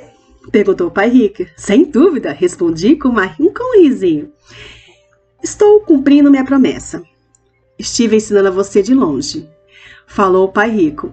Aos 9 anos de idade, você teve um gostinho do que é trabalhar pelo dinheiro. Multiplique seu mês passado por 15 anos e você terá uma ideia do que muitas pessoas passam a vida fazendo. Não entendo, falei. Como você se sentiu esperando na fila para falar comigo? Uma vez para ser contratado e outra para pedir um aumento. Péssimo, disse. Quando se opta por trabalhar pelo dinheiro, essa é a vida que leva muitas pessoas, disse o pai rico. E como se sentiu quando a senhora Martin pôs na sua mão 30 centavos por 3 horas de trabalho? Achei que não era suficiente, parecia que não valia nada. Fiquei desapontado, respondi. E é assim que a maioria dos empregados se sente quando recebe seus contra-cheques, especialmente com todos os descontos de impostos e outros itens. Pelo menos você recebeu 100%. O senhor está dizendo que a maioria dos empregados não recebe tudo? Perguntei espantado. Claro que não, disse pai rico. O governo sempre tira sua parte antes. E como é que ele faz? Perguntei. Imposto, disse pai rico. Você paga impostos quando ganha, você paga impostos quando gasta, você paga impostos quando poupa, você paga impostos quando morre. Por que é que as pessoas deixam que o governo faça isso com elas? Os ricos não deixam, disse pai rico com um sorriso. Os pobres e a classe média deixam. Aposto que ganho mais que seu pai e, contudo, ele paga mais impostos. E como pode ser? Perguntei. Aos 9 anos de idade, isso não fazia sentido para mim. Por que alguém deixaria o governo fazer isso com ele? Pai rico ficou sentado em silêncio. Acho que ele queria que eu ouvisse em algum lugar de ficar falando besteira. Finalmente me acalmei. Não tinha gostado do que ouvira. Sabia que meu pai vivia reclamando dos impostos que pagava, mas na verdade não tomava nenhuma atitude quanto a isso. A vida estaria batendo nele? Pai rico se balançava em sua cadeira tranquilamente enquanto olhava para mim. Pronto para aprender? Perguntou. Fiz que sim com a cabeça lentamente. Como já falei, há muito a aprender. E aprender como se faz o dinheiro trabalhar para a gente é estudo para uma vida inteira. A maioria das pessoas fica 4 anos numa faculdade e aí termina os estudos. Eu sei que meu estudo sobre o dinheiro vai continuar toda a minha vida, simplesmente porque quanto mais sei, mais descubro que tenho que aprender ainda. As pessoas, em geral, nunca estudam um assunto. Trabalha-se, recebe o salário, confere-se os canhotos do talão de cheque e isso é tudo. E ainda se espantam porque tem problemas de dinheiro. Então pensam que mais dinheiro vai resolver a situação. Poucos percebem que lhes falta instrução financeira. Então, papai tem dificuldade com os impostos porque ele não entende dinheiro? Perguntei confuso. Olha, disse pai rico, os impostos são apenas uma pequena parte do que é aprendizado para fazer o dinheiro trabalhar para você. Hoje, eu só queria descobrir se você ainda tem paixão de aprender sobre dinheiro. A maioria das pessoas não tem. Elas querem ir para a escola, aprender uma profissão, divertir-se no trabalho e ganhar rios de dinheiro. Um dia acordam com sérios problemas financeiros e então não podem parar de trabalhar. Esse é o preço de só saber como trabalhar pelo dinheiro em lugar de estudar para saber como pôr o dinheiro a trabalhar para você. Então, você continua apaixonado por aprender? Perguntou o pai rico. Acenei afirmativamente com a cabeça. Bom, disse o pai rico, agora de volta ao trabalho. Desta vez não vou lhe pagar nada. O quê? Perguntei espantado. Você ouviu? Nada. Trabalhará as mesmas 3 horas no sábado, mas desta vez não receberá os 10 centavos por hora. Você disse que queria aprender e não trabalhar pelo dinheiro. Sendo assim, não vou pagar nada. Eu não podia acreditar no que estava ouvindo. Já tive essa conversa com o Mike. Ele já está trabalhando, tirando a poeira e arrumando as latas para mim. Melhor você se apressar e correr para lá. Não é justo, gritei. O senhor tem que pagar alguma coisa. Você disse que queria aprender. Se não aprender isso agora, será como aquelas 2 mulheres e o homem que estavam sentados na minha sala. Trabalham pelo dinheiro? Espero que eu não os mande embora. Ou como seu pai ganhando rios de dinheiro apenas para ficar endividado até o pescoço e esperando que mais dinheiro resolva o problema. Se for isso que você quer, então volte para aqueles 10 centavos a hora. Ou você pode ainda fazer aquilo que muitas pessoas acabam fazendo. Reclamar que o salário não é suficiente, demitir-se e procurar outro emprego. O que é que eu faço? Perguntei. Pai rico deu um tapinha em minha cabeça. Use isso, falou. Se você usar bem, logo estará me agradecendo por ter lhe dado uma oportunidade de se tornar um homem rico. Fiquei parado, sem acreditar que eu estivesse embarcando nessa canoa. Queria conseguir um aumento e acabei sendo convencida a trabalhar de graça. Pai Rico voltou a dar uma tapinha na minha cabeça e disse: use isso. Agora, fora daqui. De volta ao trabalho. Lição 1. Os ricos não trabalham pelo dinheiro. Não contei para meu pai pobre que não estava mais sendo pago. Ele não teria entendido e eu não queria tentar explicar algo que eu próprio ainda não estava entendendo. Durante 3 semanas, Mike e eu trabalhamos 3 horas todo sábado sem ganhar nada. O trabalho não me preocupava e a rotina se tornou mais fácil. O que me deixava danada era perder os jogos de beisebol e não poder comprar os gibis. Na 3ª semana, por volta do meio-dia, apareceu o Pai Rico. Ouvimos seu caminhão chegar ao estacionamento e fazer um barulhão. Quando o motor foi desligado, ele entrou na loja e cumprimentou a senhora Martim com um abraço. Depois de verificar como a loja estava indo, ele abriu o freezer dos sorvetes, pegou 2 picolés, pagou e chamou a mim e a Mike. Vamos dar uma voltinha, moçada? Atravessamos a rua e fomos para um amplo gramado onde alguns adultos estavam jogando beisebol. Sentado em uma mesa de piquenique afastada, ele deu os picolés para mim e para o Mike. Como as coisas estão indo, garotos? Ok, respondeu Mike, concordei com ele. Aprenderam alguma coisa? Perguntou o Pai Rico. Mike e eu olhamos um para o outro, levantamos os ombros e balançamos a cabeça em uníssono, evitando uma das maiores armadilhas da vida. Bom, garotos, preciso começar a pensar. Vocês estão percebendo uma das maiores lições da vida. Se aprender a lição, terão uma vida de grande liberdade e segurança. Se não aprenderem, acabarão como a senhora Martim e a maioria das pessoas que jogam beisebol aqui no parque. Elas trabalham muito, por um salário baixo, agarrando-se à ilusão da segurança no emprego, esperando pelas 3 semanas de férias anuais e pela reduzida aposentadoria depois de 45 anos de trabalho. Se isso os empolga, vou dar-lhes um aumento para 25 centavos a hora. Mas essas pessoas são boas e trabalhadoras. Por que o senhor está debochando delas? Indaguei. Pai Rico abriu um sorriso. A senhora Martins é como uma mãe para mim. Nunca seria tão cruel. Pude parecer que estou sendo desalmado porque estou tentando chamar a atenção de vocês dois para o fato que a maioria das pessoas não consegue ter a felicidade de enxergar. Graças a uma visão muito estreita, as pessoas não percebem em que armadilha caíram. Mike e eu ficamos sentados, sem captar totalmente a mensagem. Ele parecia cruel. Contudo, sentimos que ele desejava desesperadamente que percebêssemos algo. Sorrindo, o Pai Rico continuou.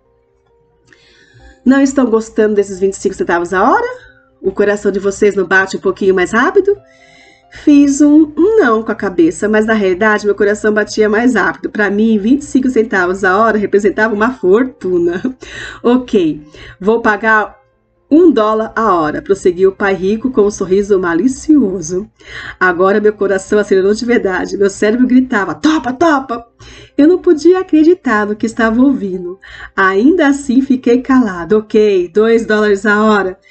Meu pequeno cérebro e meu pequeno coração de 9 anos quase explodiram. Afinal, estávamos em 1956 e receber $2 a hora teria me tornado o garoto mais rico do mundo.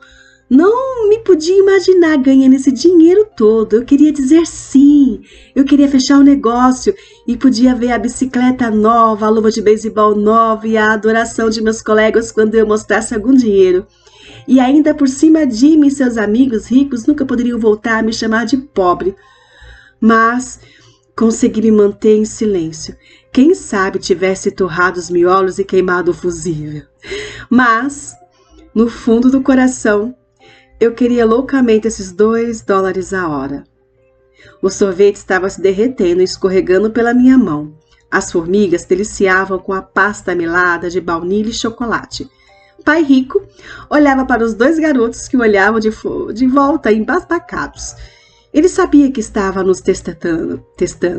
E ele sabia que parte das nossas emoções queria topar a parada. Sabia que todo ser humano tem uma parte fraca e necessitada de suas almas que pode ser comprada. E sabia que todo ser humano também tinha uma parte da alma que era forte e que jamais se deixaria comprar. A questão era saber qual prevaleceria. Ele tinha testado milhares de almas ao longo de sua vida.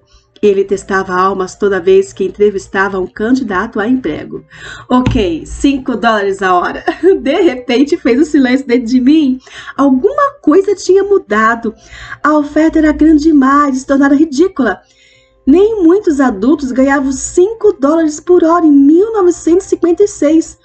A tentação se esvaiu e a calma se instalou. Lentamente me virei para a esquerda para olhar Mike. Ele devolveu meu olhar. A parte da minha alma que era fraca e necessitada estava silenciada. A parte que não se vendia estava à frente. Então, uma calma e uma certeza sobre o dinheiro invadiram meu cérebro e minha alma. Sabia que Mike também chegara a esse ponto. Muito bem, disse Pai Rico suavemente. A maioria das pessoas tem um preço. E tem o preço por causa de suas emoções humanas, o medo e a ambição. Primeiro, o medo de não ter dinheiro as leva a trabalhar arduamente, enquanto recebe o contra-cheque. A ambição ou o desejo as leva a pensar nas coisas maravilhosas que podem ser compradas. Então, se define o padrão. Que padrão? Perguntei. Acordar, ir para o trabalho, pagar as contas, acordar, ir para o trabalho, pagar as contas. Suas vidas então são conduzidas sempre por essas duas emoções, medo e ambição. Ofereça-lhes mais dinheiro e elas continuarão o ciclo, aumentando também as despesas. É isso que chamo de corrida dos ratos. E há outro jeito? Perguntou Mike. Sim, disse o Pai Rico, mas só poucas pessoas o descobrem. E qual é esse jeito? Perguntou Michael. É o que espero que vocês descubram enquanto trabalham e estudam comigo. É por isso que acabei com todas as formas de pagamento. Alguma dica? Perguntou para Mike. Estamos um pouco cansados de trabalhar muito, especialmente sem receber. Bem, o primeiro passo é falar a verdade, disse o Pai Rico. Nós não mentimos, falei. Não disse que estavam mentindo, disse para falar a verdade, retrucou o Pai Rico. A verdade sobre o quê? Perguntei. Sobre como estão se sentindo, respondeu o Pai Rico. Vocês não precisam falar para ninguém, só para vocês mesmos. O senhor está dizendo que as pessoas estão no parque, as pessoas que trabalham para o senhor, a senhora Martin, não falam isso? Perguntei. Duvido, disse o Pai Rico. Elas têm medo de ficar sem dinheiro. Em lugar de enfrentar o medo, elas reagem em vez de pensar. Elas reagem emocionalmente em lugar de usar suas cabeças, disse Pai Rico, batendo nas nossas cabeças.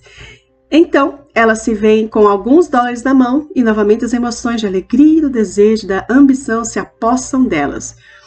E novamente reagem em vez de pensar. São suas emoções que pensam por elas? Falou Mike. Certo, falou o Pai Rico. Em vez de falar a verdade sobre como se sentem, elas reagem a seus sentimentos e não pensam. Elas sentem o medo, vão para o trabalho esperando que o trabalho acalme esse medo, mas não é isso que acontece. Esse medo antigo as assombra e elas voltam ao trabalho esperando novamente que o dinheiro acalme seu medo e novamente nada. O medo as leva a essa armadilha de trabalhar, ganhar dinheiro, trabalhar, ganhar dinheiro, esperando que o medo vá embora. Mas a cada dia elas acordam e o velho medo acorda com elas. Para milhões de pessoas, esse velho medo as mantém acordadas de noite, perturbando-as com ansiedade e preocupação, de modo que se levantam e vão para o trabalho esperando que o contra-cheque mate esse medo que lhes rói a alma.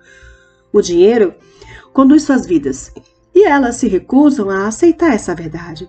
O dinheiro controla suas emoções e, consequentemente, suas almas. Pai Rico ficou sentado quieto, deixando que assimilássemos suas palavras.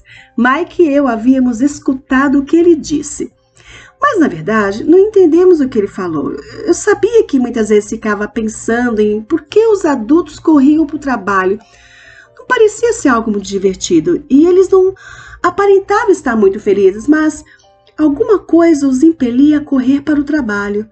Percebendo que tínhamos Absorvido que era possível de suas palavras, Pai Rico falou: e quero que vocês, garoto, evitem essas armadilhas. É isso que quero ensinar a vocês.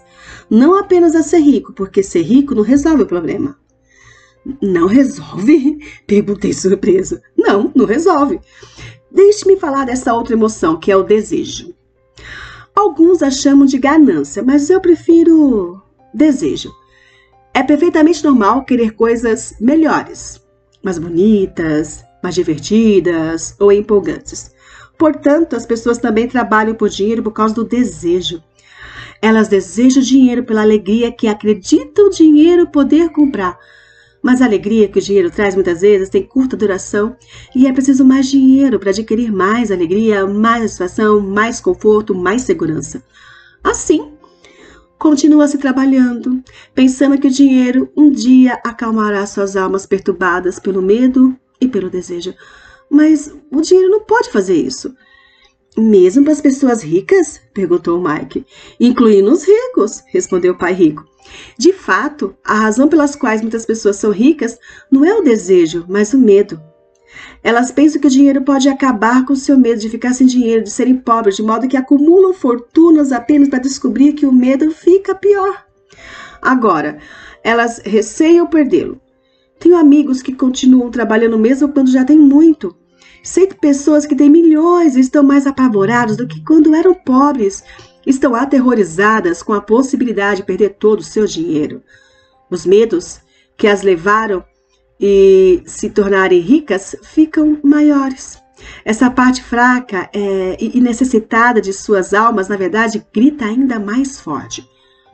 Não querem perder suas mansões, seus carros, a vida de luxo que o dinheiro pode comprar.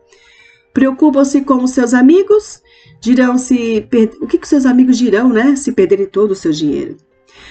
Muitos estão emocionalmente desesperados e neuróticos, embora pareçam ricos e tenham grandes fortunas. Então, a pessoa pobre é mais feliz? Perguntei. Não acho, replicou o Pai Rico. Evitar o dinheiro é tão neurótico quanto ser apegado ao dinheiro.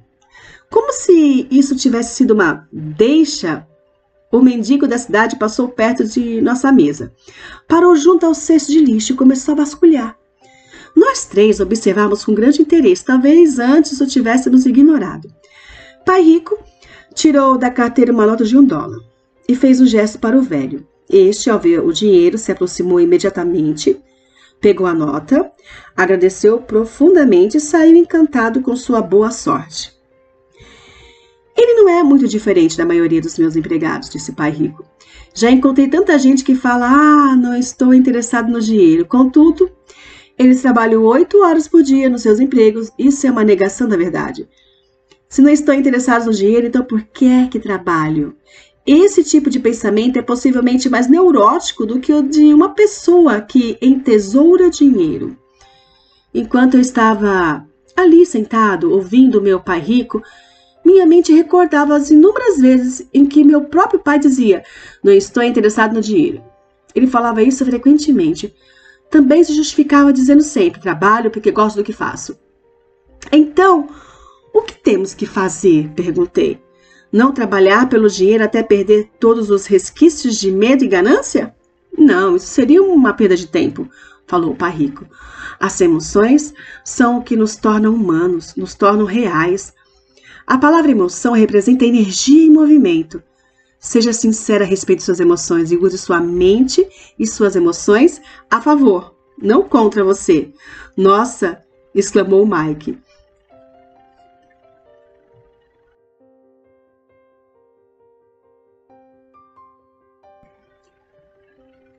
Não se preocupe com o que acabei de falar. Daqui a alguns anos você entenderá melhor. Observe suas emoções, não reaja a elas. A maioria das pessoas não percebe que está pensando com suas emoções. Suas emoções são suas emoções. Mas você precisa aprender a pensar por si próprio. O senhor poderia me dar um exemplo? Pedi. Lógico, retrucou o Pai Rico. Quando uma pessoa fala, preciso procurar um emprego, o mais provável é que esteja pensando com uma emoção. O medo de não ter dinheiro é que gera esse pensamento. Mas as pessoas precisam de dinheiro, se têm contas a pagar, falei. Sem dúvida, disse o pai rico sorrindo. Tudo o que estou dizendo é que na maioria das vezes são as emoções que comandam o pensamento. Não estou entendendo, disse Mike. Por exemplo, continuou o pai rico.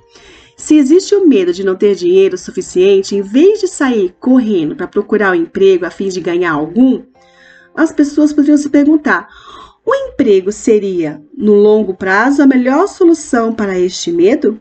Na minha opinião, a resposta é não, especialmente se levamos em conta a duração de vida da pessoa. O emprego é, na verdade, uma solução de curto prazo para um problema de longo prazo. Mas meu pai sempre fala: vá para a escola, tire boas notas para que possa conseguir um emprego bom e seguro, disse eu, um pouco confuso. Sim, entendo o que ele diz, afirmou o pai rico sorrindo.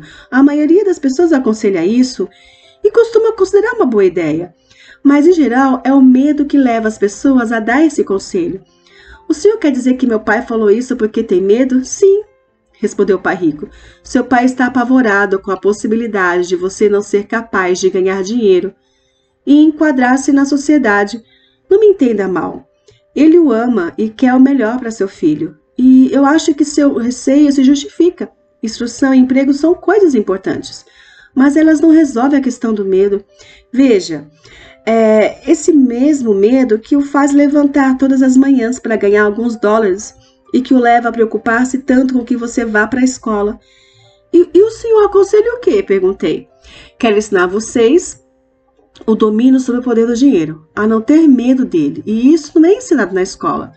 Se não aprenderam isso, se tornarão escravos do dinheiro. Começava finalmente a fazer sentido. Ele queria abrir nossos horizontes, mostrar-nos que a senhora Martin não via o que seus empregados não viam, ou por falar nisso, que meu pai não via. Naquele dia, minha visão se ampliou e comecei a vislumbrar a armadilha que aguardava tanta gente.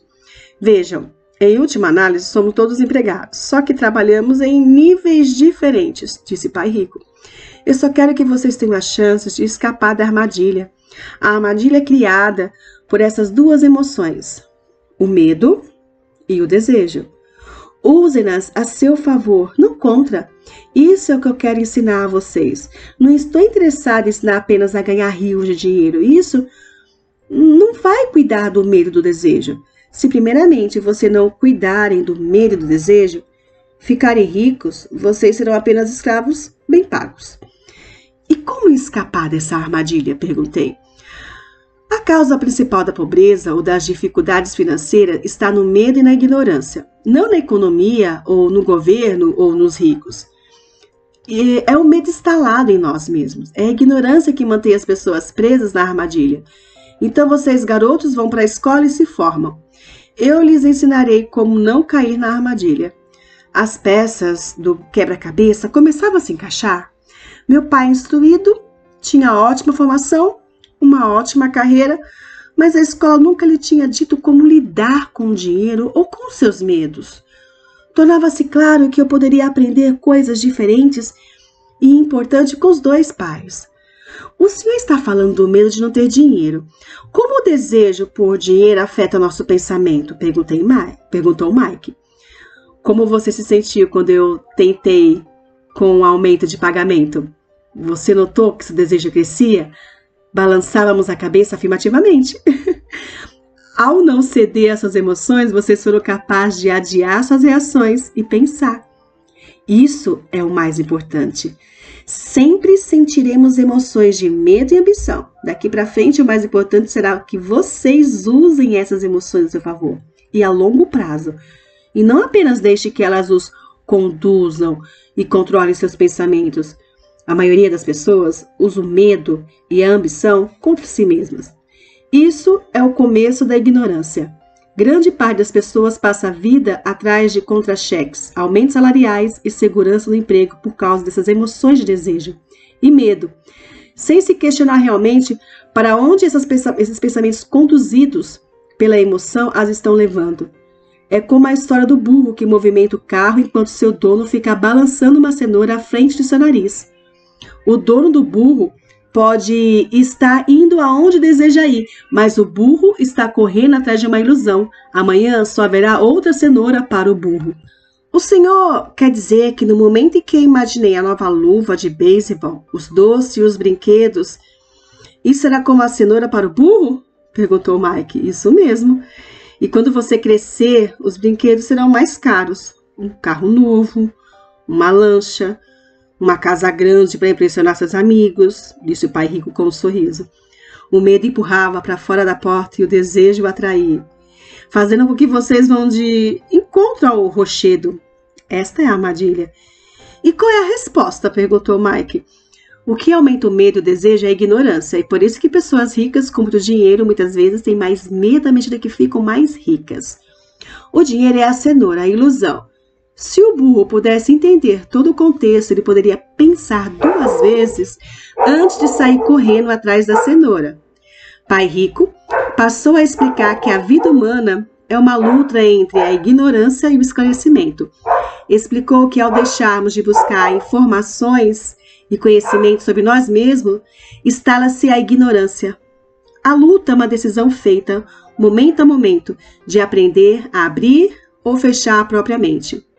Veja, a escola é muito importante. Vocês vão à escola para aprender uma habilidade ou uma profissão e poder se tornar um membro útil da sociedade. Cada cultura necessita de professores, médicos, artistas, cozinheiros, homens de negócios, policiais, bombeiros, soldados. A escola os treina de modo que nossa cultura possa florescer, disse o pai rico. Infelizmente, para muita gente, a escola é o fim e não o início. Fez-se um longo silêncio. Pai rico sorria. Não entendi tudo o que ele disse naquele dia, mas como ocorre com a maioria dos grandes mestres, cujas palavras continuam repercutindo por muitos anos, muitas vezes até depois que se foram, suas palavras estão comigo até hoje. Hoje me mostrei um pouco cruel, disse o pai rico. Cruel por um motivo. Queria que vocês sempre se lembrassem dessa conversa. Quero que pensem sempre na senhora Martin. Quero que pensem sempre no burro. Não esqueçam nunca, porque as 2 emoções, medo e desejo, podem levá-los à maior armadilha da vida. Se não tiverem consciência de que elas estão controlando seu pensamento, passar a vida com medo, não explorando jamais seus sonhos, é cruel. Trabalhar arduamente por dinheiro, pensando que este comprará aquilo que lhes dará felicidade, é também cruel. Acordar no meio da noite apavorado com as contas a pagar é uma forma terrível de vida. Viver uma vida determinada pelo montante do seu contra-cheque não é realmente viver. Pensar que o emprego os fará sentir-se seguros é mentir para vocês mesmos. É cruel e é a armadilha que quero que evitem, se possível.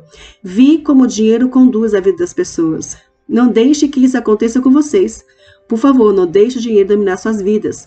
Uma bola de beisebol rolou para nossa mesa. Pai rico a pegou e a lançou de volta. O que a ignorância tem a ver com a ambição e o medo? Perguntei. E a ignorância sobre o dinheiro que causa tanta ambição. Né? É a ignorância sobre o dinheiro que causa tanta ambição.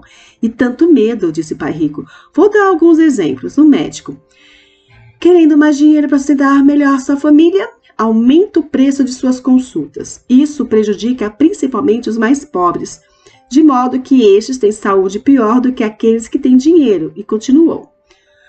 Como os médicos aumentam suas consultas, os advogados também aumentam sua remuneração. Como a remuneração dos advogados aumentou, os professores querem um aumento, que provoca um aumento dos impostos e assim por diante. Logo, a disparidade entre ricos e pobres será tão grande que surgirá o caos e outra civilização entrará em colapso. As grandes civilizações entraram em colapso porque a distância entre os que têm e os que não têm eram grande demais. Os Estados Unidos estão seguindo o mesmo caminho, provando mais uma vez que a história se repete, porque não aprendemos com ela. Só decoramos mecanicamente datas e nomes e não a lição. E os preços não aumentam? Perguntei. Não, numa sociedade instruída com um bom governo. Os preços, na verdade, deveriam cair, naturalmente. Isso, às vezes, só é verdadeiro na teoria. Os preços sobem devido ao medo e à ambição gerados pela ignorância.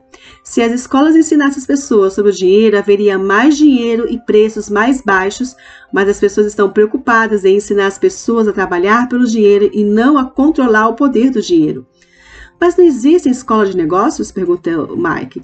O senhor não está incentivando que eu vá fazer meu mestrado em uma escola de negócios? Sim, falou meu pai rico, mas a maioria das vezes as escolas de negócios treinam empregados que são contadores sofisticados. Que os céus não permitam que o contador domine uma empresa. Tudo o que eles fazem é olhar para os números, diminuir gente e aniquilar o negócio. Sei disso porque contrato contadores. Tudo que eles pensam é cortar custos e aumentar preços, o que causa mais problemas. A contabilidade é importante. Gostaria que mais gente a conhecesse, mas ao mesmo tempo ela não mostra tudo, acrescentou o pai rico, furioso. Há uma solução? Perguntou Mike. Sim, disse o pai rico, aprenda a usar suas emoções para pensar e não pensar com suas emoções. Quando vocês, garotos, dominaram suas emoções, concordando em trabalhar de graça para mim, sabia que havia esperança. Quando novamente vocês resistiram às suas emoções, quando os tentei com mais dinheiro, vocês estavam novamente aprendendo a pensar em vez de render às emoções. Este é o primeiro passo. Por que esse primeiro passo é tão importante? Perguntei. Isso vocês terão de descobrir. Quero que vocês aprendam. Vou levá-los pelo caminho dos espinhos. É um lugar que quase todos evitam. Vou levá-los a esse lugar onde a maioria das pessoas tem medo de ir. Se forem comigo, abandonarão a ideia de trabalhar por dinheiro e aprenderão a fazer dinheiro e aprenderão a fazer o dinheiro trabalhar para vocês. E o que receberemos se formos com o Senhor? O que acontecerá se concordarem e aprender com o Senhor? O que obteremos? Perguntei. O mesmo que o irmão Coelho obteve, disse o pai rico, libertação da boneca de piche. Há um caminho de espinhos? Perguntei. Sim, assentiu o pai rico, o caminho de espinhos é o nosso medo e nossa ambição. A saída está em pôr de lado o medo e confrontar nossa ambição, nossas fraquezas, nossa carência. A saída também está na mente, na escolha de nossos pensamentos. Escolher nossos pensamentos? Perguntou Mike intrigado. Sim, escolher o que pensamos em lugar de reagir a nossas emoções. Em lugar de levantar da cama e ir para o trabalho para resolver os problemas, porque estamos assombrados pelo medo de não ter dinheiro para pagar nossas contas. O pensamento levaria a dedicar tempo a colocar a si mesmo a uma pergunta. Uma pergunta como: trabalhar com mais afinco seria a melhor solução para este problema?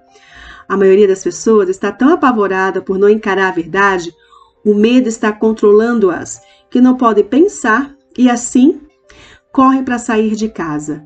A boneca de piche está no controle. Isso é o que quero dizer quando falo em escolher os pensamentos. E como fazemos isso? Perguntou Mike. Isso é o que eu vou ensinar a vocês. Vou lhes ensinar como escolher esses pensamentos em lugar de reagir apavorados. Tomando o café da manhã, afobadamente disparando para a porta fora. Lembre-se do que disse antes. O emprego é apenas uma solução de curto prazo para um problema de longo prazo. A maioria das pessoas só tem um problema em mente e é de curto prazo. São as contas do fim do mês, a boneca de piche. O dinheiro passa a conduzir suas vidas, ou melhor dizendo, o medo e a ignorância em relação ao dinheiro, da mesma forma que faziam seus pais. Elas acordam toda manhã e vão trabalhar por dinheiro. Não tem tempo de se perguntar se há outra maneira. Suas emoções estão no controle de seu pensamento, não suas cabeças. O senhor pode distinguir o pensar com as emoções do pensar com a cabeça? Perguntou Mike. Sim, eu ouço isso o tempo todo, respondeu o pai rico. Ouço coisas como, bem, todo mundo tem que trabalhar, ou os ricos são desonestos, ou vou procurar um outro emprego, mereço esse aumento. Eles não vão me passar para trás, ou gosto desse emprego porque ele é seguro. Em lugar de perguntas como, o que eu estou perdendo aqui? O que interromperia o pensamento emocional e daria tempo de pensar com clareza? Devo admitir que estava recebendo uma grande lição. Saber quanto alguém estava falando a parte de suas emoções, onde o pensamento claro. Era uma lição que me prestou bons serviços a vida toda, especialmente quando era eu que estava falando a partir de uma reação e não de um pensamento claro. Enquanto caminhávamos de volta à loja, Pai Rico explicou que os ricos realmente faziam dinheiro. Eles não trabalhavam por ele. Ele continuou explicando que quando Mike e eu estávamos cunhando pratinhas de 5 centavos com chumbo, pensando que estávamos fazendo dinheiro, nós estávamos pensando quase como os ricos. O problema é que nós estávamos praticando um ato ilegal. Era legal quando o governo e os bancos faziam isso, mas não quando nós o fazíamos. Ele explicou que havia formas legais de fazer dinheiro e formas ilegais. Pai Rico continuou explicando que os ricos sabiam que o dinheiro era uma ilusão, como a cenoura para um burro. E, em virtude do medo e da ambição que milhões de pessoas aceitam, a ilusão de que dinheiro é real. O dinheiro é uma ficção, somente a ilusão de confiança e a ignorância das massas permite que o castelo de cartas fique em pé. De fato, disse ele, de várias maneiras, a cenoura do burro é mais valiosa do que o dinheiro. Ele falou do patrão ouro que vigorava nos Estados Unidos e que, na verdade, cada nota de dólar era um certificado de prata. O que o preocupava é que algum dia os pais pudessem abandonar o padrão ouro e os dólares deixarem de ser certificados de prata. O que aconteceria, garoto, seria uma grande confusão. Os pobres, a classe média e os ignorantes teriam suas vidas arruinadas, simplesmente porque continuariam acreditando que o dinheiro é real e que a empresa para a qual trabalham ou o governo cuidaria deles. Naquele dia, não entendemos do que ele estava falando, mas com o correr dos anos, isso passou a fazer cada vez mais sentido.